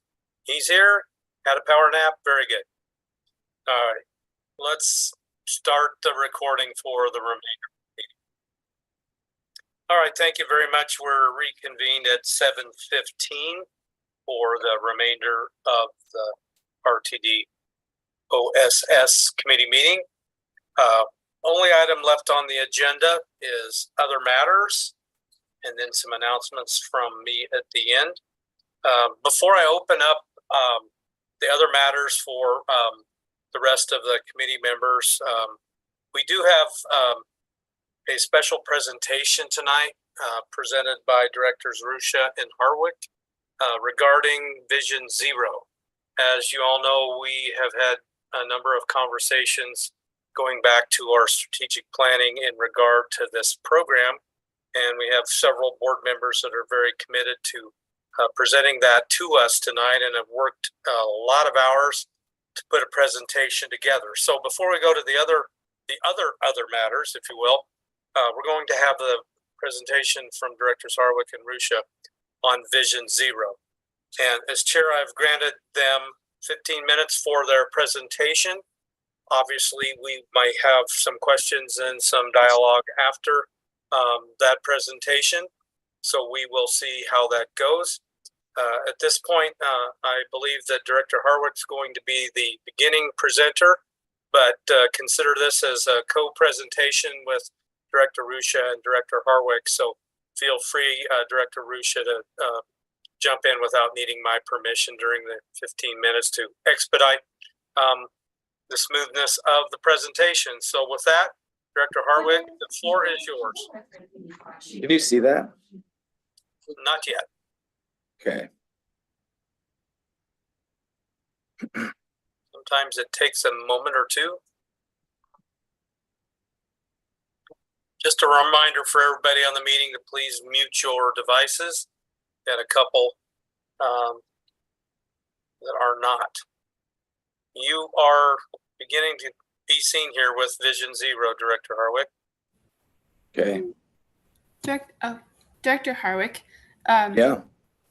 We can see your screen, but you're not in presentation mode. Yeah, that would be helpful.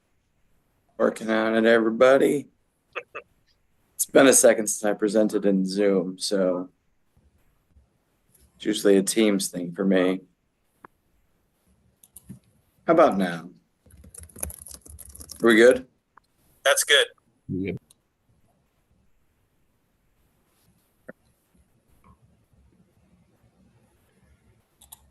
Not. No. Oh, is I had because it. Hmm? are you trying to show in presentation mode and still see your notes? Yeah.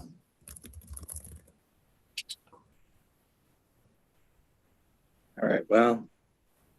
I think when you do that, you have to when you click on share, there's a button that says show a portion of your screen. Yep.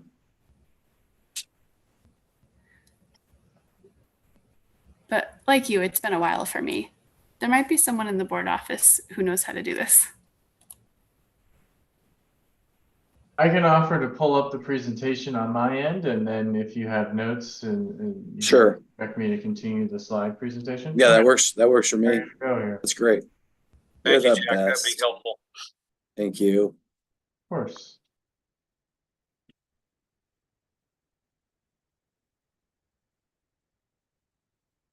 All right.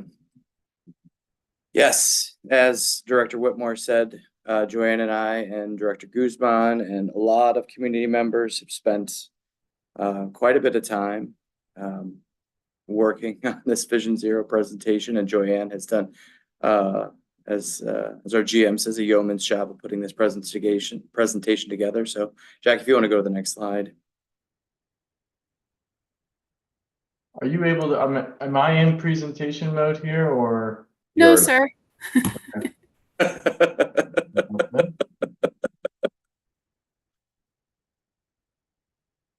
Okay. We're gonna just do it this way. I'm gonna share it first. Put it into presentation mode first. Then return to the Zoom.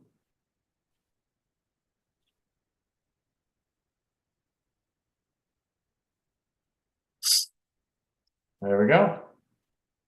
All right. So tonight's presentation really just gonna kind of give everybody, I know not everyone is as well acquainted with Vision Zero as Director Rusha and Director Guzman and myself. But so because of that, we're just gonna give you all an overview and still try to keep this pretty succinct and clear. So we're just gonna go over what Vision Zero is, what the core elements of it and what other communities are utilizing it, what our stakeholder engagement looked like, a bit of background around that, the action that we're asking for, and then beyond that, just some future consideration. And then giving that if there's time permitting, then we'll have comments and questions. Jack, you can skip ahead 2 slides.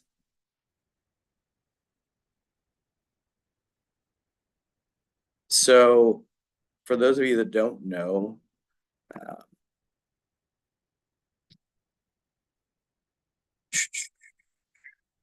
Vision Zero was implemented in Sweden in the 1990s, gained traction all across Europe, and for the last several years, hundreds of American communities have adopted this framework.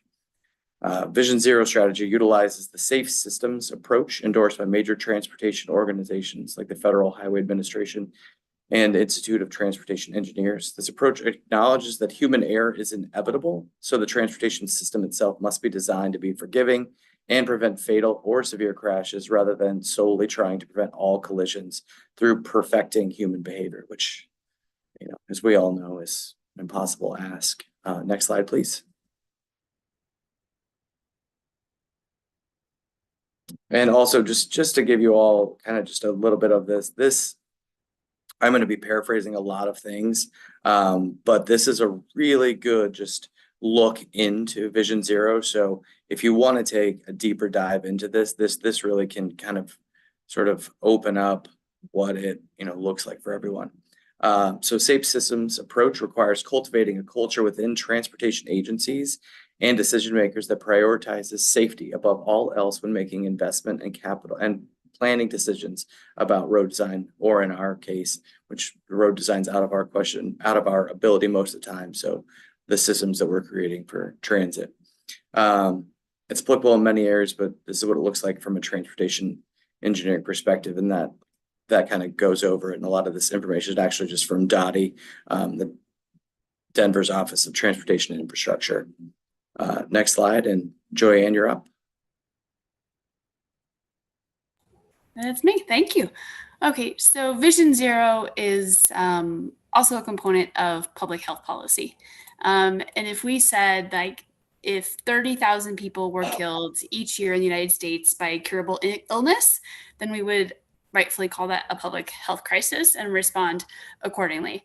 But about 30,000 people every year are killed in the United States in traffic crashes. And yet so many communities have yet to recognize that as the public health crisis that it is. And what Vision Zero does is it takes it, as Director Harwick noted, it takes this concept that we can expect a certain level of death in our transportation system, and that is okay, and flips it on its head and said, no, we actually need to move towards zero because no death is ever acceptable. And so the safe system pyramid that you're looking at right now was adapted from what public health and health experts know as the health impact pyramid. It works the same. So areas at the bottom of the pyramid are likely to have the most impact because they're systems based. It is a policy, infrastructure, procedure, or what have you that impacts the greatest amount of people, and also requires the lowest amount of individual compliance. Strategies at the top, so in this chart, it's yellowish orange, are strategies that require a lot of individual compliance, interest, or attention, and they tend to be the least effective. So for example, an individual level strategy, we see education. So educate, and that is one example. So educating people to look both ways before they cross the track. I have Peoria Station in my background, if you can see it. And Peoria Station is an example of a potential hot spot in our system. But just educating folks to look both ways before you cross the track requires, again, a high degree of compliance from a single individual. And from a system standpoint, it tends to be the least effective. Now, it doesn't mean that we don't teach people to look both ways or that we don't have signage. But from a safety perspective, if that is the only strategy, it is not likely to be the most effective strategy. Active measures on this chart, like in the green, would be things like signals, signage, etc., like other cues warning individuals that a train is approaching. And we do have that signage, although it's not clear if that signage meets a specific standard or guideline, or if one exists, or if maybe we need to reevaluate that to see if it's meeting best practice. And there are also, and I'm just using the Peoria Station as one example, there are areas of Peoria Station like B-Line, which is light rail, and therefore subject to less stringent safety regulations. And those areas, when you cross the track, are passive. Passive just means that you are using your line of sight. You're looking left and right and determining if a train is approaching or if it's going to depart. Population level strategy would look at the built environment and ask what can be done to physically separate humans from the risk of injury or death. So that could be a literal physical barrier, or it might be technology that prohibits the operator from, taking off if someone is in a certain area, and the like. But the closer you get to the bottom of this pyramid, the more effective, the more likely that your strategies are going to have the most impact. Next slide. Some of the partners, actually pretty much every partner that we work with, major partner in the Denver metro area, is working on Vision Zero right now. But to get specific, key agency partners in the Denver region, including DRCOG and its member governments, recognize traffic deaths and injuries as preventable public health issue that requires a safe systems approach focused on reducing fatalities through system design. The BIL, the Safe Streets, Roads for All, is it's also called SS4A. It's a discretionary program. There's $3 billion left in it, and that's available for local governments. So RTD would be eligible. Some of the local agencies that have received money, Boulder got the bulk of it. They got $23 million for this. But altogether, Boulder, Denver, Broomfield, Centennial, parts of Jefferson County, altogether received $25 million from last year to this year. So this isn't really an opportunity for us to tap into some good money. And so here's just why we should do this. Public transit is highlighted as an important tool for achieving Vision Zero goals, as access to transit can reduce traffic fatalities while many transit riders begin as pedestrians.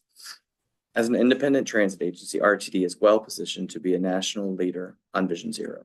Taking action on Vision Zero and incorporating a safe systems approach across the agency will help us achieve goals we've already set. It also enhances the existing strategic plan and can help inform other plans, such as the first and last mile plan, and the PTASP and the TAMP, etc. And the first mile, last mile plan, yes, please. Next slide. Actually, you can jump ahead 2 slides, Jack. Joanne, you're up again. All right. So strategic planning and Vision Zero. So all Vision Zero communities follow this model. On the left, you'll see, and it's sort of highlighted in that red dash box, the principles and the core elements. these things are directly applicable to RTD. So under principles, humans make errors. Humans are vulnerable to injury, excuse me. Responsibility is shared. No death or serious injury is acceptable. And then we focus on the proactive versus the reactive. So that directly applies to what we do here.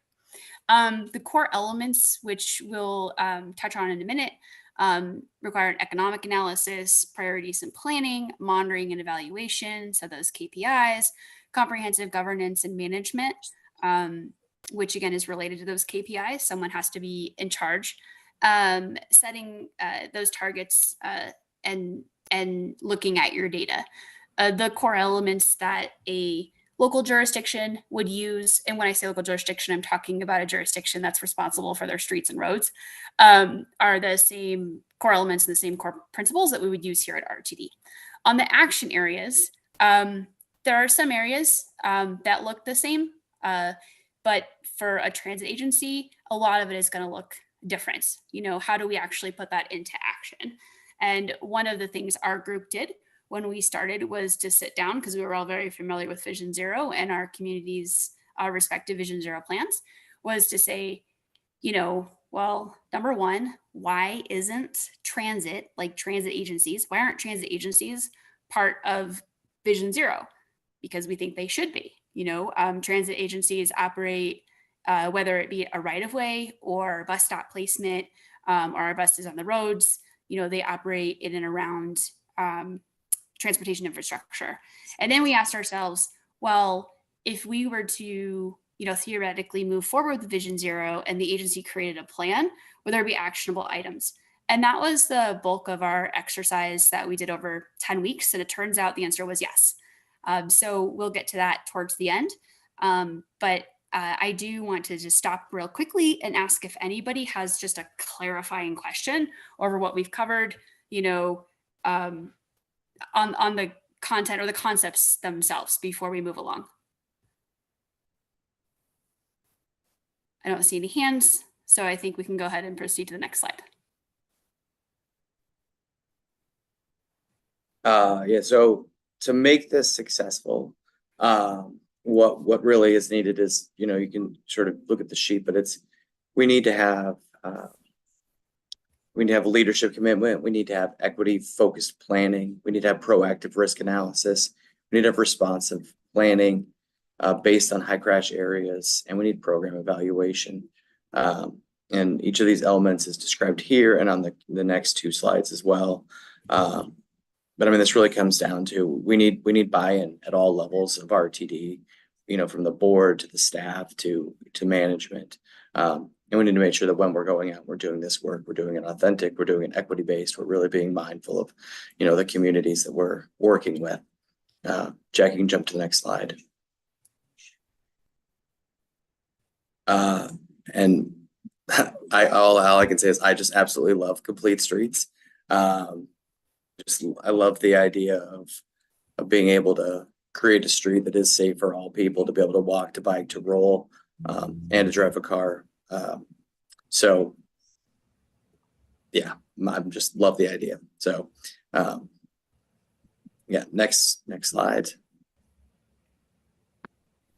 And then recognizing that people of color and low-income communities are more likely than not to represent crash victims. Core elements also focus on equity. Like any strategic plan, Vision Zero requires proactive, systematic planning, as well as responsive hotspot planning. As it relates to passenger rail, an agency might take proactive, data-driven mitigating measures to address the risk of serious death or injury at inaccurate intersections, or to make working conditions safer for track workers. In this current paradigm, trespassers are actually vulnerable road users. Next slide, we're going to head into stakeholder engagement. We're just going to really quickly, you know, go over what that looked like. So you can jump one more slide as well, Jack. Thank you. So starting in late last year, we met with over 36 stakeholders, roughly. I thought it was closer to 40, but yeah, 36 is pretty close, representing various perspectives. And they participated in a series of 9 meetings totaling 60 hours between, I guess, October 2023 and January of this year to draft the preliminary Vision Zero recommendations for RTD to consider. And then sort of once we sort of figure out where we're going, I hope, we plan to do additional engagement upcoming. Next slide, please. And if I may, Dr. Harwick. Please. Yeah, I also just wanted to note that RTD staff was apprised of our efforts. We did have some staff members present in our meetings, and we did meet with GM CEO, Ms. Johnson, intermittently, and we also, Dr. Harwick and I also met with her in February to give her like the full set of kind of preliminary community-based recommendations, and those are the same documents that you received via email. And if you look at the link that you see repeatedly on the slide, just in case you can't find it or you forgot it, that's a public facing link, and it contains those documents as well as additional information on this topic. We also sourced, in addition to doing some of our own research and looking at existing data that we had, we also got subject matter expertise from area planners, such as folks from DRCOG and Dottie, who provided some neutral, fact-based feedback, and that was very helpful to us. Sorry. Carry on, Dr. Harwick. Thank you. And so in regard to the summary of principles, some of the key guiding principles that emerged were the RTD board and executive leadership are ultimately responsible for setting and achieving safety goals related to RTD operations and infrastructure. Vision Zero must be incorporated into RTD strategic planning and budgeting process, and a systems approach should be taken rather than defaulting to blaming human error. It does not include the, what is this joint labor? What was that, Joanne? Joint labor. It doesn't exclude the now you had me. The Joint Labor Management Safety Committee. It doesn't exclude their participation or override them. And I just thought that, because we do have safety goals in our PTASP, and they do have a special position in the agency, that it was important to know that. Thank you. That's totally a tongue twister. Next slide, please. The stakeholder recommendations were divided into two main tracks. One focused on pedestrian accessibility, dignity and multimodal infrastructure needs, and the other on rail and bus operation safety, issues RTD can directly control. In addition to reviewing research and doing some of our own, DRCOG and Dottie graciously, as Joanne said, DRCOG and Dottie graciously provided neutral subject matter expertise and resources.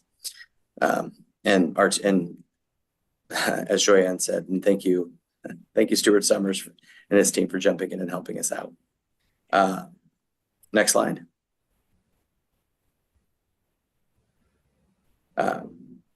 This slide and the following slide lay out the guidelines the stakeholders followed when drafting the recommendations, such as ensuring they meaningfully connect to Vision Zero principles, utilizing an intersectional equity lens, providing actionable solutions within RTD's capabilities, as a systems designer, validating RTD's role in pedestrian safety, and fostering an innovative safety culture.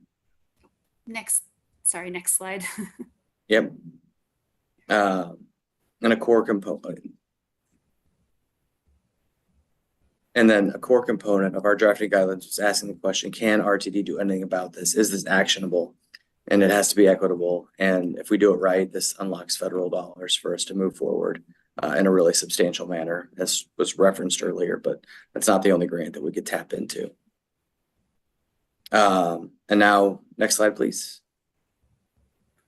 And so the big ask here is we want RTD to adopt Vision Zero. That's the big one. More specifically, we'd like leadership to make a public commitment to Vision Zero with an equity focus, defining roles and metrics for accountability, incorporating Vision Zero into strategic plans, budgets, and ensuring regular, transparent communication and collaboration with continuous, meaningful community engagement. Vision Zero requires public commitment and transparency, communicate, collaborate, and have KPIs.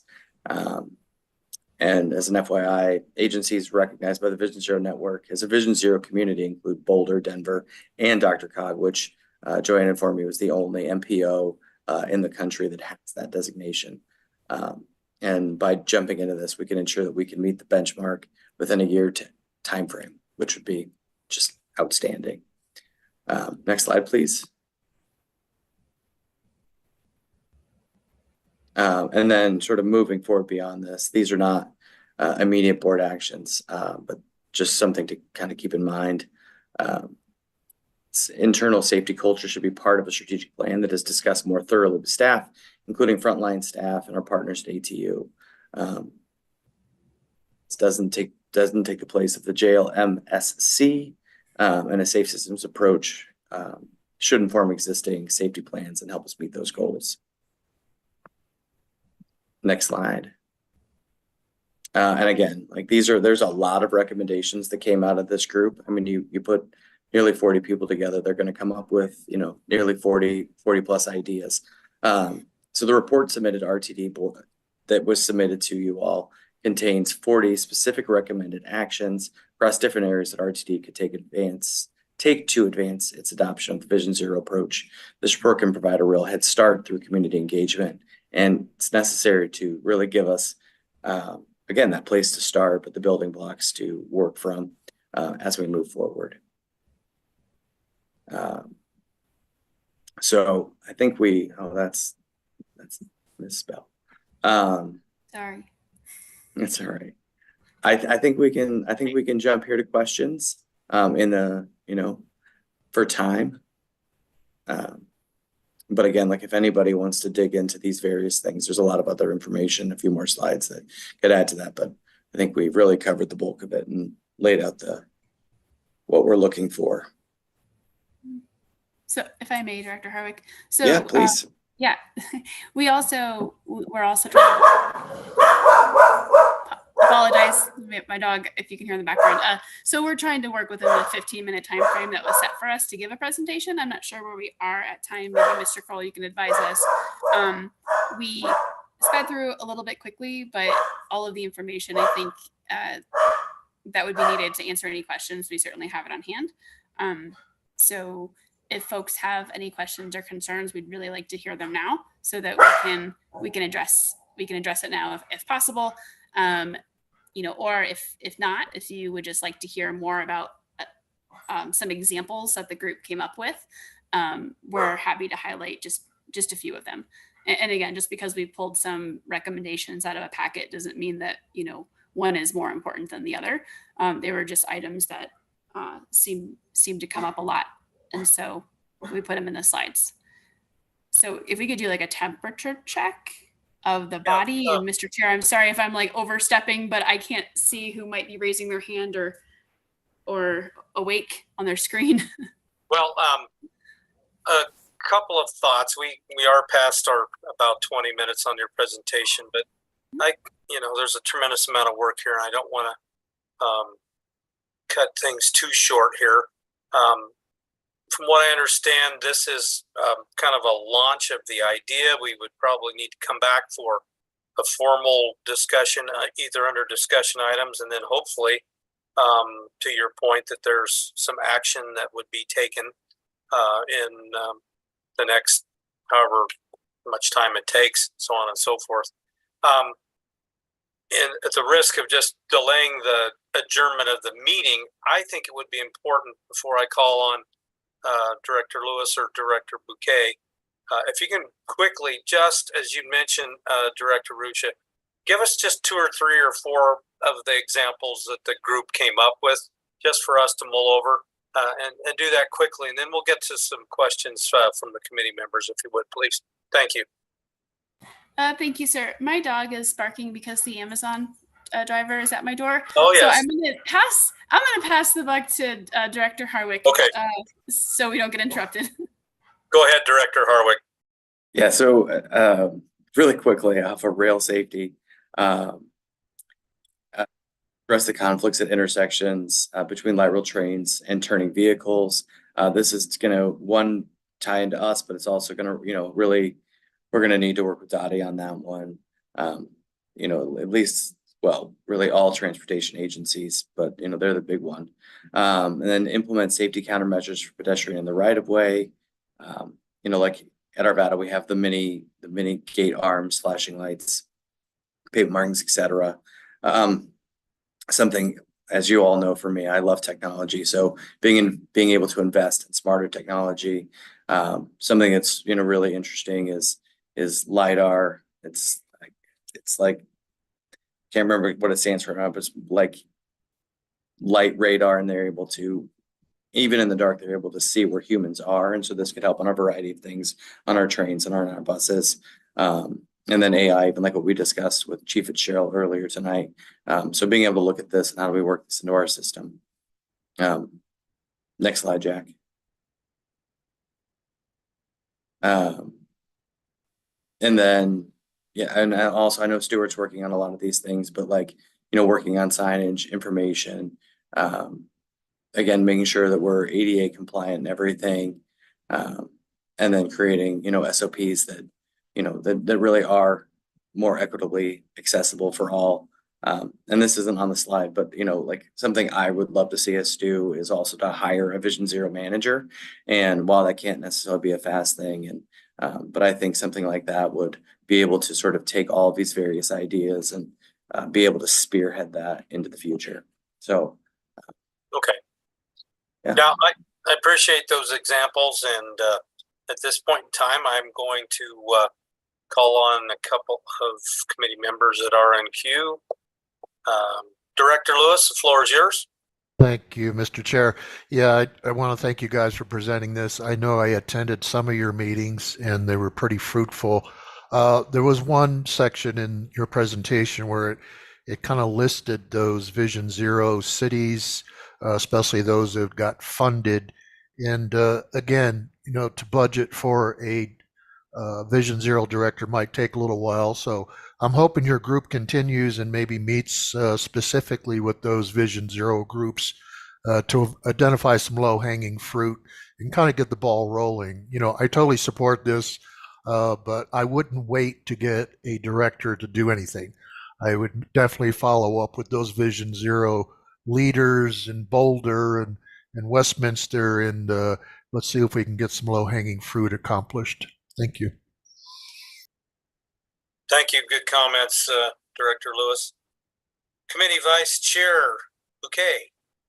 Thank you, Chair Whitmore, and thank you, Director Rusha and Director Harwick, for the presentation and your guys' work that you've been doing for the last, since end of last year. So I know the extraordinary amount of work that you guys have put into this. So I just wanted to say a thank you for that.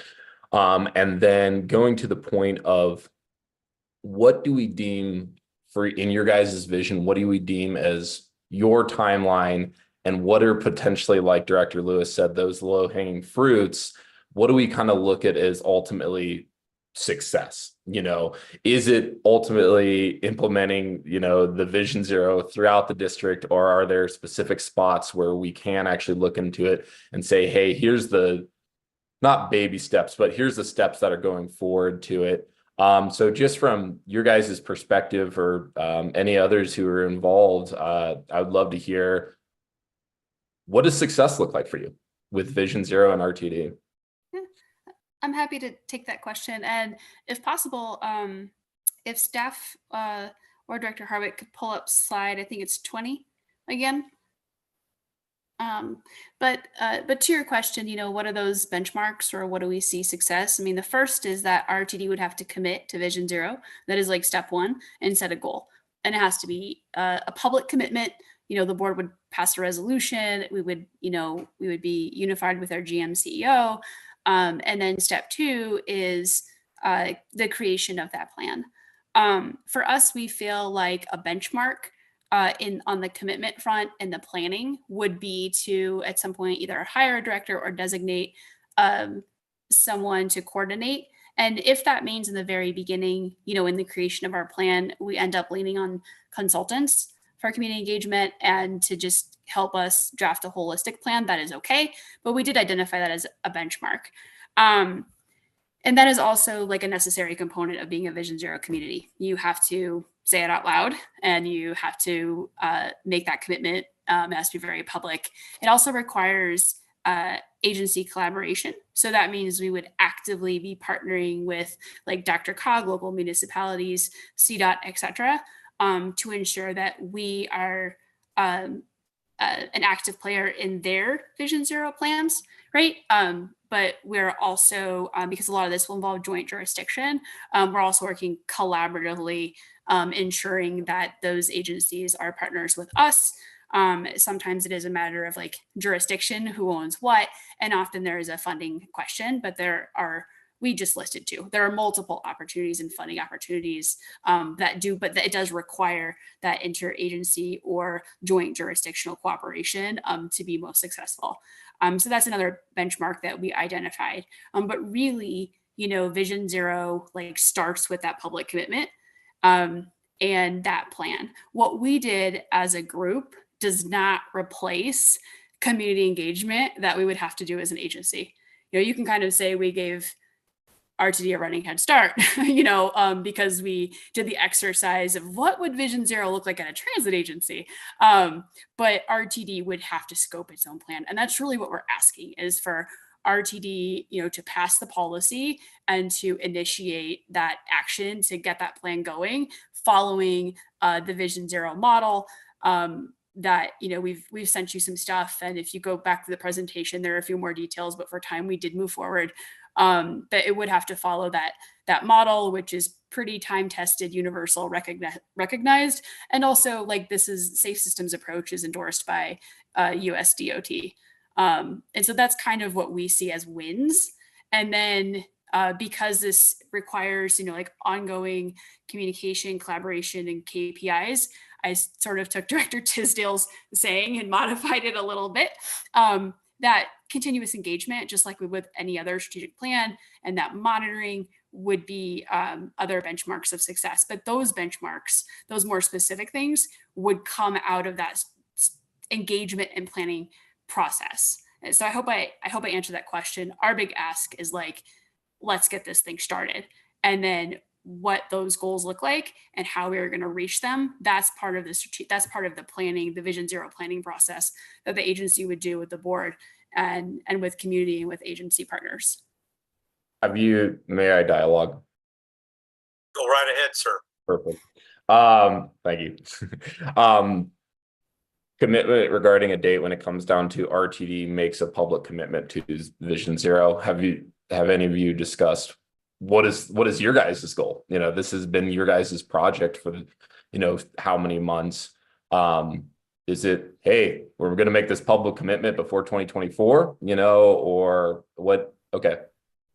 Yeah. Yes. Okay, perfect. Yeah. So ideally we'd like to see,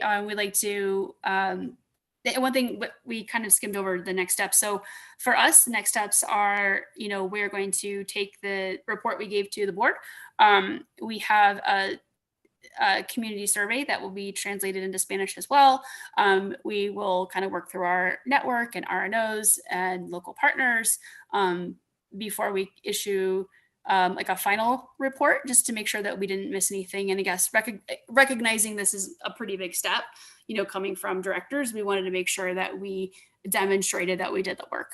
That also includes, dialoguing with our advisory committees. Some individual members who participate, and our CAC in a more official way. And yeah, for us, we would love to see the board pass a Vision Zero commitment in July. Ideally July. We do break in August, so if it has to be September, so be it. But again, the expectation, and it would be inappropriate to even try, the expectation is not that we have figured out A to Z. It is that we have said as a body, this is a policy, and these are, and we want to join the Vision Zero network or the Vision Zero communities and help local communities realize their plans, as well as foster the strongest safety culture possible within a transit agency. It's a public commitment piece. Perfect. Well, obviously, this isn't a voting matter. This is an other matters matter. But I am in full support of the work that you guys have done, and I think it would be a good action moving forward for this agency. So again, Director Risha, Director Harwick, and Director Guzman, I also want to say thank you to all of you guys for the work you've done, and then for the staff members that have helped out. So thank you all. All right, thank you, Mr. Vice Chair. Our screen's returning to the Brady Bunch style, so that helps to see folks in queue. Committee member Marjorie Sloan, floor is yours. Great. Thank you, everyone who had the imagination to see how Vision Zero meshes with transit goals. That was very creative and very good. You've put a lot of energy and work into it, and your current presentation explained the connection between Vision Zero communities and transit agencies. That's I too am all for it. You have carved out an enormous task, and I too would like to see a breakdown of next steps, including how to network with the Vision Zero folks and our DRCOG and APTA and all our neighboring communities. And I hope you will put the same creativity that you've shown us tonight into sketching out some next steps so the board can kind of get its arms around such a major initiative. But thank you for all your work. Thank you, Director Sloan. Director Guzman, I neglected to call you out for your work with these other two presenters tonight, so my apologies for that. Your hand is up and the floor is yours.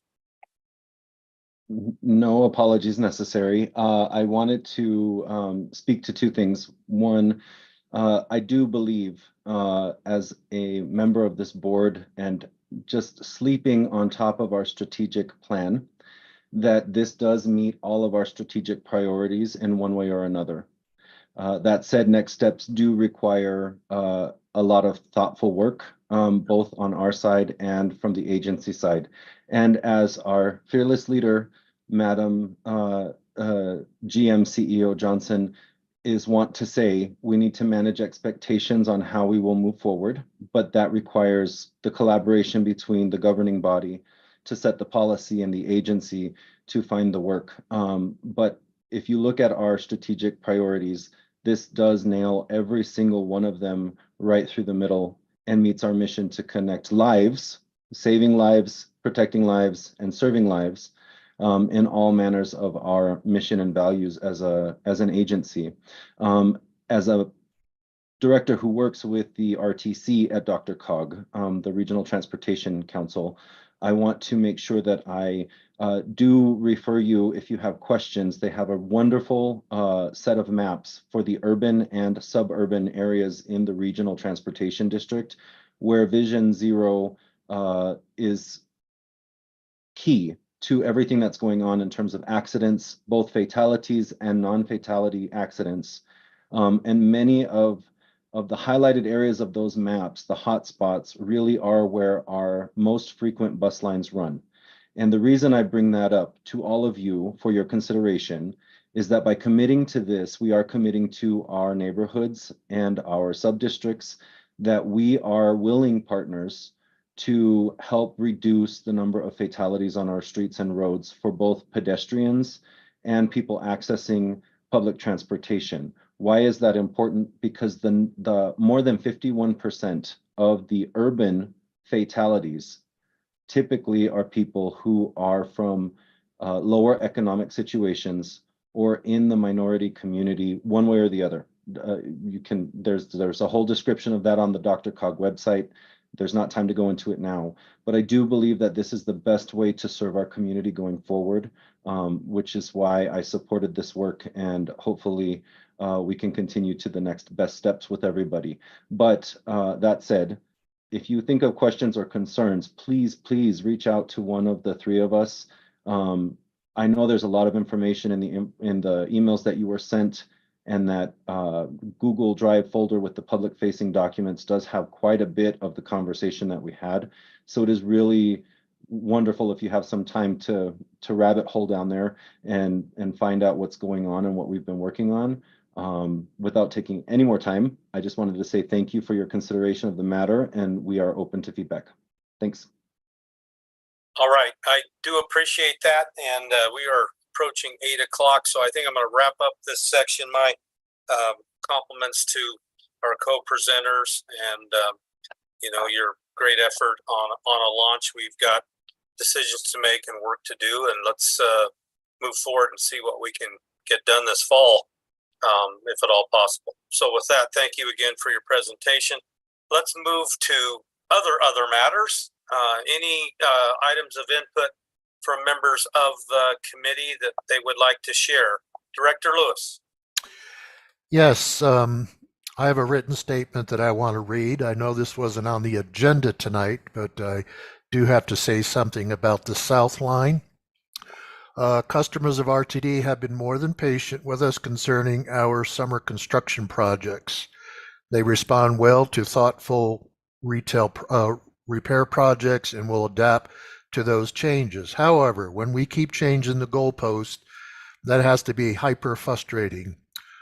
Trains that run 10 miles per hour is not considered transportation, in my opinion. My wheelchair operates at 7 miles per hour, to put that in perspective. I think we need to shut down the South Line. We need to do the inspections, fix the identified problems, and speed up the repairs to the caps.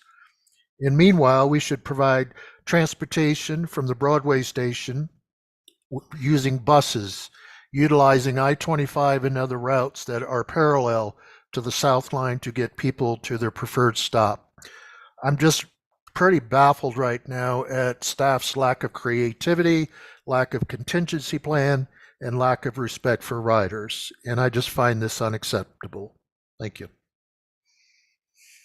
Thank you, Director Lewis. Other comments? Other inputs? Director Rusha. Thank you, sir. I also, if staff is present, I did have a question regarding the Bustang availability, and I cannot see who is in the queue or who is present, but if staff is able to answer. I did note that on the Bustang's website, it said that the stations that we'd identified going northbound would be drop-off points only, which would indicate that someone, say at Colorado, couldn't take a Bustang up to Denver Union Station. And I was wondering if someone could address that. I don't know if it's a miscommunication or if what I read is true. So, Mr. Jensen or Mr. Worthen, you have input on that, or others? I see Stuart came on camera. Perhaps he's got some wisdom to share with us. I can probably address that if I may, Mr. Chair. Please do.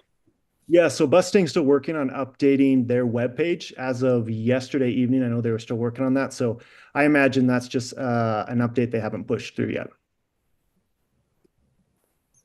Good, we hope so. The information on our webpage is accurate. Okay, thank you. And then I had a follow-up to that. I also noted that Bustang wouldn't be able to take transfers, and they would wait for a passenger to go to a TVM and purchase a ticket or use their phone. And so are we saying that if an individual were to use Bustang and they needed a transfer, they'd have to pay twice? That was something that I didn't understand with our agency communications and would like to get some clarification on how that works, or if a customer would have to pay twice. Let me follow up on that question. That's something I haven't seen in our talking points or in the conversations we've had with Bustang. So let me follow up on that. Thank you. Okay, very good. Thank you for jumping in there, Mr. Summers. Any other items? Okay, I see VP Dave Jensen. Go ahead, Dave. Yeah, Mr. Chair, if I may, I think I can provide a quick update on where we are with the slow zones. Okay, so I think initially what I'd like to do really is commend our staff. What I would like to acknowledge is that they were out doing inspections. They did find some issues and they did take action. Where a problem would exist is if we were not conducting inspections. if we didn't find problems and if we were not taking actions. And so in that regard, I'm pleased with what they did. One of the things that I would encourage actually maybe to take a step back is to visit the website, which I think is very well done, has lots of information, and will provide a lot of answers to the questions that are being asked. So I don't know that I need to get too far into that. What I will explain, though, in terms of the inspection process that was adopted in May and how we've enhanced it. So right now, today, our track department is riding the entire system twice a week and walking the entire system once every 90 days. And so that's the equivalent, the way that gets enhanced, it's the equivalent of driving your car through your neighborhood or walking through your neighborhood, and the observations that you would make at that pace. In addition, the documentation and the level of that documentation, the depth of that information will help make decisions for us long-term. This falls right in line with back to basics and getting our state of good repair back in place. And so that's what's going on. That's the course of action that we're taking. And I'll speak specifically, maybe briefly, on some of the defects. First of all, I think what everybody should know and everybody wants to know is whether or not we're safe. And the answer to that is we absolutely are. So when we're doing evaluations, we'll look at the substructure, which is the rock bed. There are no defects in that. We will look at the railroad ties. We'll look at the fasteners. We'll look at the rail. We'll look at the gauge, which is the way that the rail lays. We're looking in detail at every component and every element of the track area. And in comparison to what was being done, where we might have had a couple of hundred data points, we now are documenting thousands of data points, which will help us with our long-term vision of getting into a state of good repair, knowing what the condition of our infrastructure is, and then developing long-term plans. So we have found some areas where the ballast, which is the rock, needs to be adjusted. There's been a couple of minor areas where we can do some minor repairs. But if you visit the website, what you'll see is what we're referring to are rail burns, and they're little marks on the top of the rail.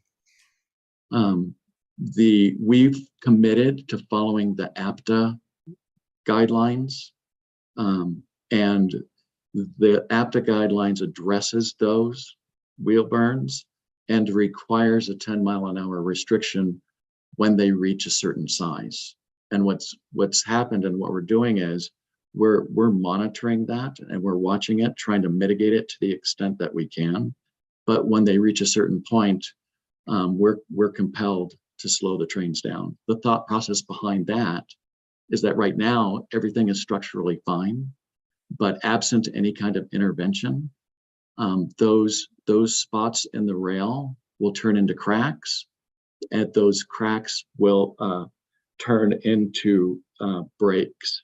And that's what we're doing, is we're taking a proactive approach as opposed to a reactive approach in the way that we're managing the railroad. So we're aware of those. Our team is developing an action plan for resolving these issues.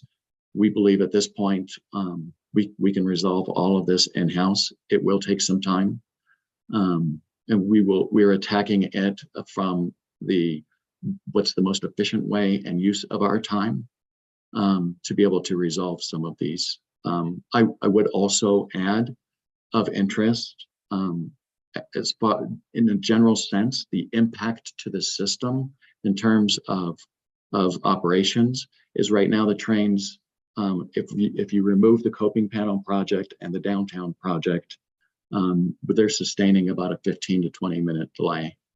We've built in already layover time in advance of this, so that the train sustaining that delay should be able to get out of the terminals on time.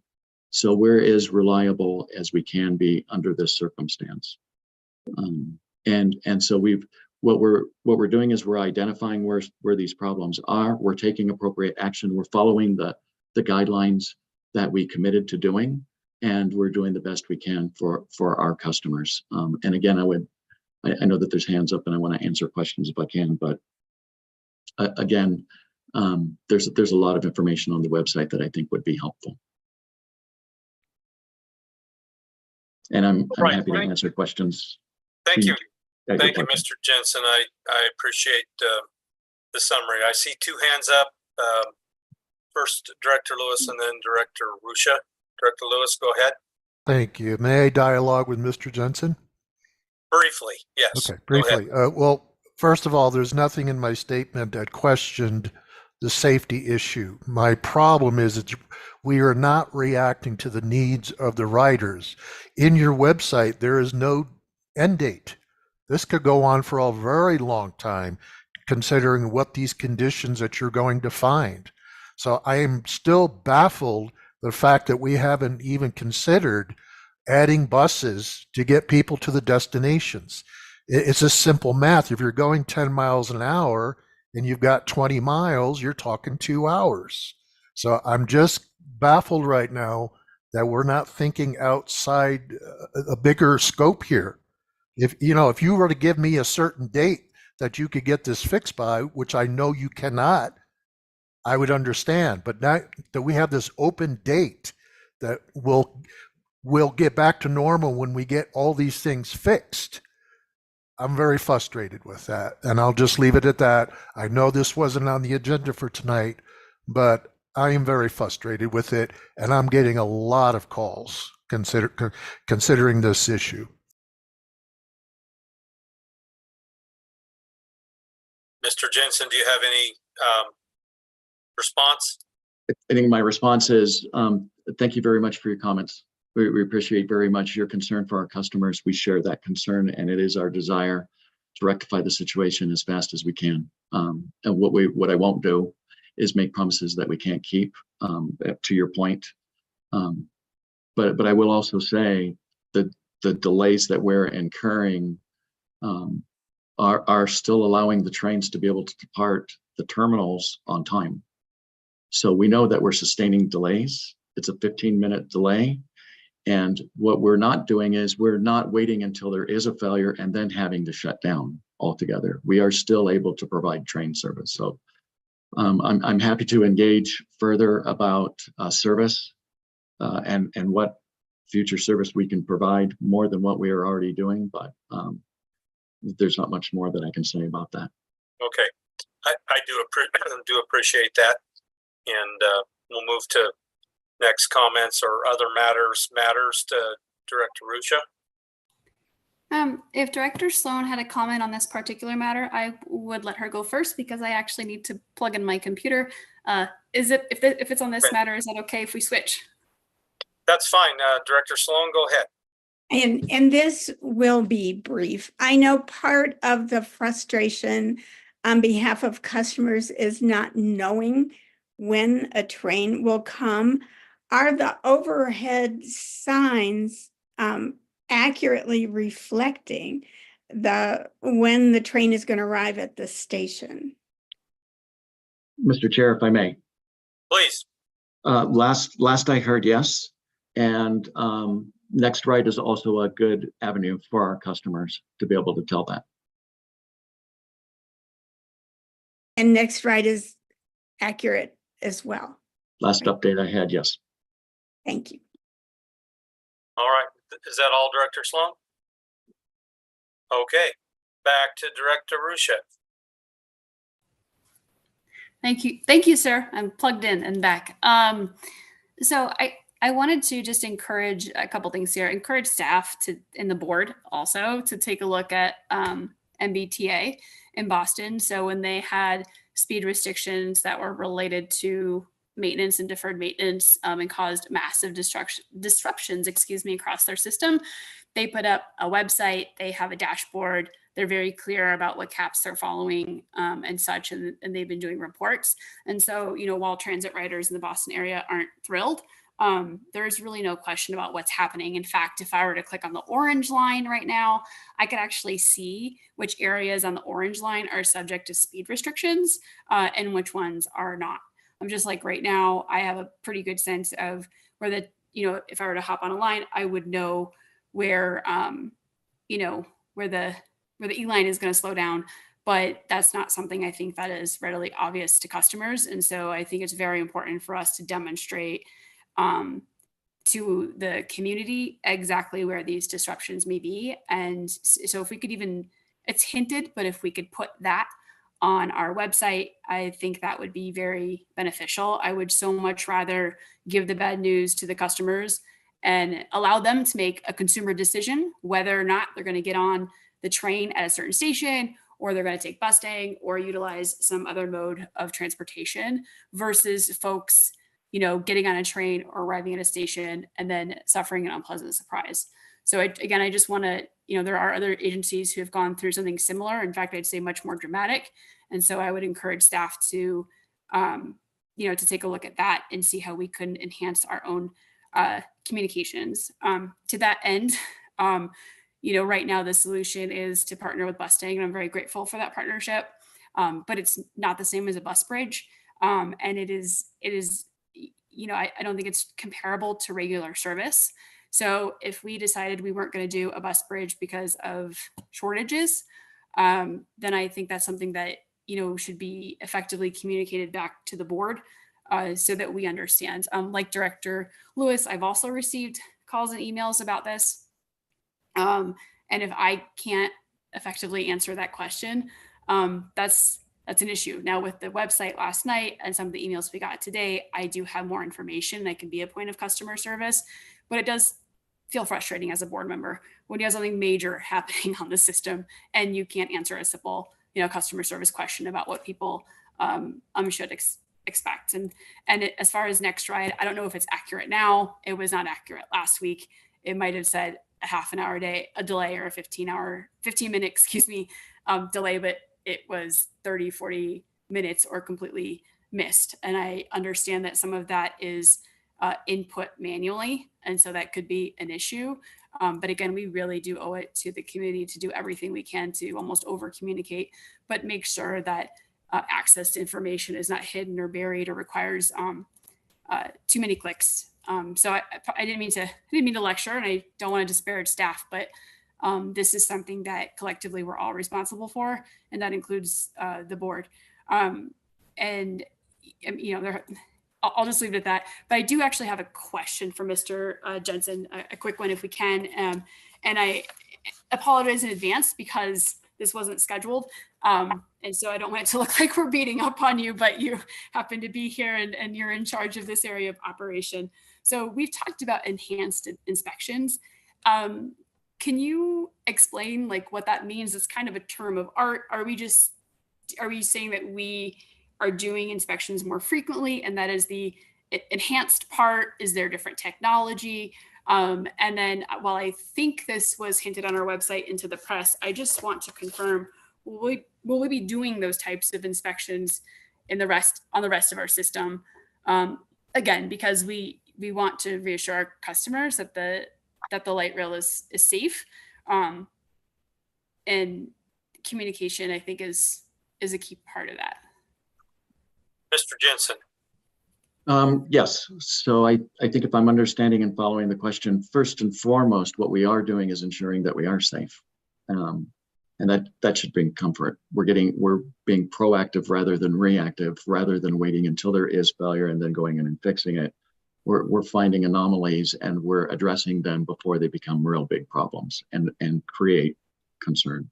In terms of the enhanced inspections, what I described earlier was that today we are much more intimately close to the infrastructure, for lack of a better term, and as much as we are riding trains through the entire system. The track department is track experts twice a week and walking the entire alignment every 90 days. And so the look that they're getting is much closer, much more in depth. And then the level of inspection at each location, for instance, those rail burns that we're talking about, taking the measurements, documenting where those measurements are. So now that we've got information of where they are, like right now, many of them don't require any action and are cosmetic. But if they grow to a point, then they will take action. And so we'll be that much more able to be proactive in our ability to get ahead of those repairs. So yes, to some extent, we're baselining where we're at, and it was unexpected. We're doing the entire system this way. We've committed to getting back on. We're not going to defer maintenance anymore. We've committed to a proactive, stringent approach to the way that we're conducting maintenance. And I hopefully that's answering your question sufficiently. Briefly, Mr. Chair, if I may just wrap this up. Final words, please. Thank you, sir. I know it's dinner time. So thank you, Mr. Jensen. I mean, to be very clear, if anybody thinks that it is not safe to proceed, whether you are Mr. Dave Jensen, an operator, a supervisor, Ms. Johnson, then the train should not leave the station, like full stop, period. We need to slow down. So I'm absolutely in support of whatever we need to do to ensure that we are being proactive and not reactive. And generally reactive means that a catastrophic event has happened and now we're reacting to it. What I think I heard you say is that we are doing these inspections system-wide. And from what I was able to gather from the website and from the press is that we can expect more, we can expect slowed speeds in other areas of the system as well. So unless I misinterpreted what the press reported or what we have said on our website or in press releases, I, again, just want to really stress that we make sure that we communicate, over communicate, and make it easy for customers to find that information. And if we know something now, we say something now, because these are people's lives and they're depending on us for transit. And let them plan. And I think public will be so much more forgiving if we are transparent and give that heads up. Then they find out that morning on Trip Planner or the night before, that their line was disrupted. And so to that end, I just, again, strongly encourage staff to think about that and consider that maybe that is the best customer service response, is just to be transparent, vulnerable, and give people that heads up. So the only final question I have, and maybe this is a follow-up memo, but will staff be like adjusting schedules or posting new schedules? So just to account for the maintenance and the disruption, because if I feel like if we rely heavily on rider alerts, then that's where that's often where people miss key information. So could there be a potential schedule change, even if it's minor, even if it's temporary, that could be built into Trip Planner? Mr. Chair, if I may. Proceed. I see Mr. Worthen jumped on and he may be able to elaborate a little bit more. Having auspices over planning. We did meet today. We did have that discussion. It's our belief that we will make significant progress by the next September run board, given the current operation with the coping panels and downtown operation. Disrupting the service again, we think would be less desirable. We're attacking the problem. We've got crews tonight working on some of these problems. So if that becomes something that is necessary, I'm hearing you loud and clear to communicate and over communicate, and we will work on that. But at this point, and I'll let Mr. Worthen speak, I don't think it's likely before September there will be another schedule change. Mr. Worthen, would you like to elaborate? Yes, sir. Thank you, Mr. Chair, and thank you for the question, Director Ruscia. At this point, there are a lot of factors at play when it comes to working with schedules. First and foremost, we do have a CBA that we have to abide by. Our operators do bid their work, and making major adjustments that not only violate the CBA, but disrupt their lives, create other operational challenges that further intensify the problem. So the other component, though, is that a lot of these repairs are ad hoc. They could be days, they could be weeks, they could be hours. So making schedule adjustments on an ad hoc basis is very, very, very difficult. We are looking at alternative ways, though, to try and make sure that we, if we start hitting major problems with trains departing, finding more creative ways to make sure that we can have trains at least departing at their scheduled times, and ensuring that our operators receive their required respite breaks underneath of the CBA itself.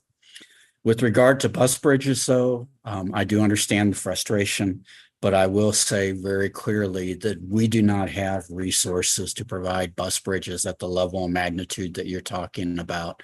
When you start talking about the I-25 corridor itself, we're talking about dozens of buses. We're in the peak vacation season right now, and we are just right at the staffing levels we need just to make core pullout. We do not have available bus drivers to be able to add significant supplemental services themselves. So I know it's not the answer that everybody would like to hear, but these are important repairs that need to be done. And as Mr. Jensen said, we do hope to have a good portion of these repairs done and be back on track by September. Thank you, Fred. All right. Have any other comments before we make announcements and adjourn? Director Ruscia, your hand's still up. Did you have something else? No? Okay, thank you. Sorry, I gotta find the button to. Thank All you, right. sir. No, thank you. All right, gang, good meeting tonight. Lots of important topics covered. Appreciate that immensely. Just a couple announcements before we adjourn. Next meeting of OS&S scheduled for Wednesday, the 17th of July. Our work plan for that meeting has us slated to consider 2 action items related to service changes. And those are the September 2024 service change equity analysis, September 24 service change. Additionally, several other discussion items slated to come before the committee, including an update on the agency's language access plan, as well as our Q2 2024 human resources report. And as always, our work plan remains flexible. And so there could be items coming and going on that as we see fit or you see fit to work into the next couple of months of committee meetings. So seeing no other discussion or hands raised, we will adjourn tonight's meeting at 8:26 p.m. Mountain Time. Thank you all. Have a good evening. Thanks, everybody.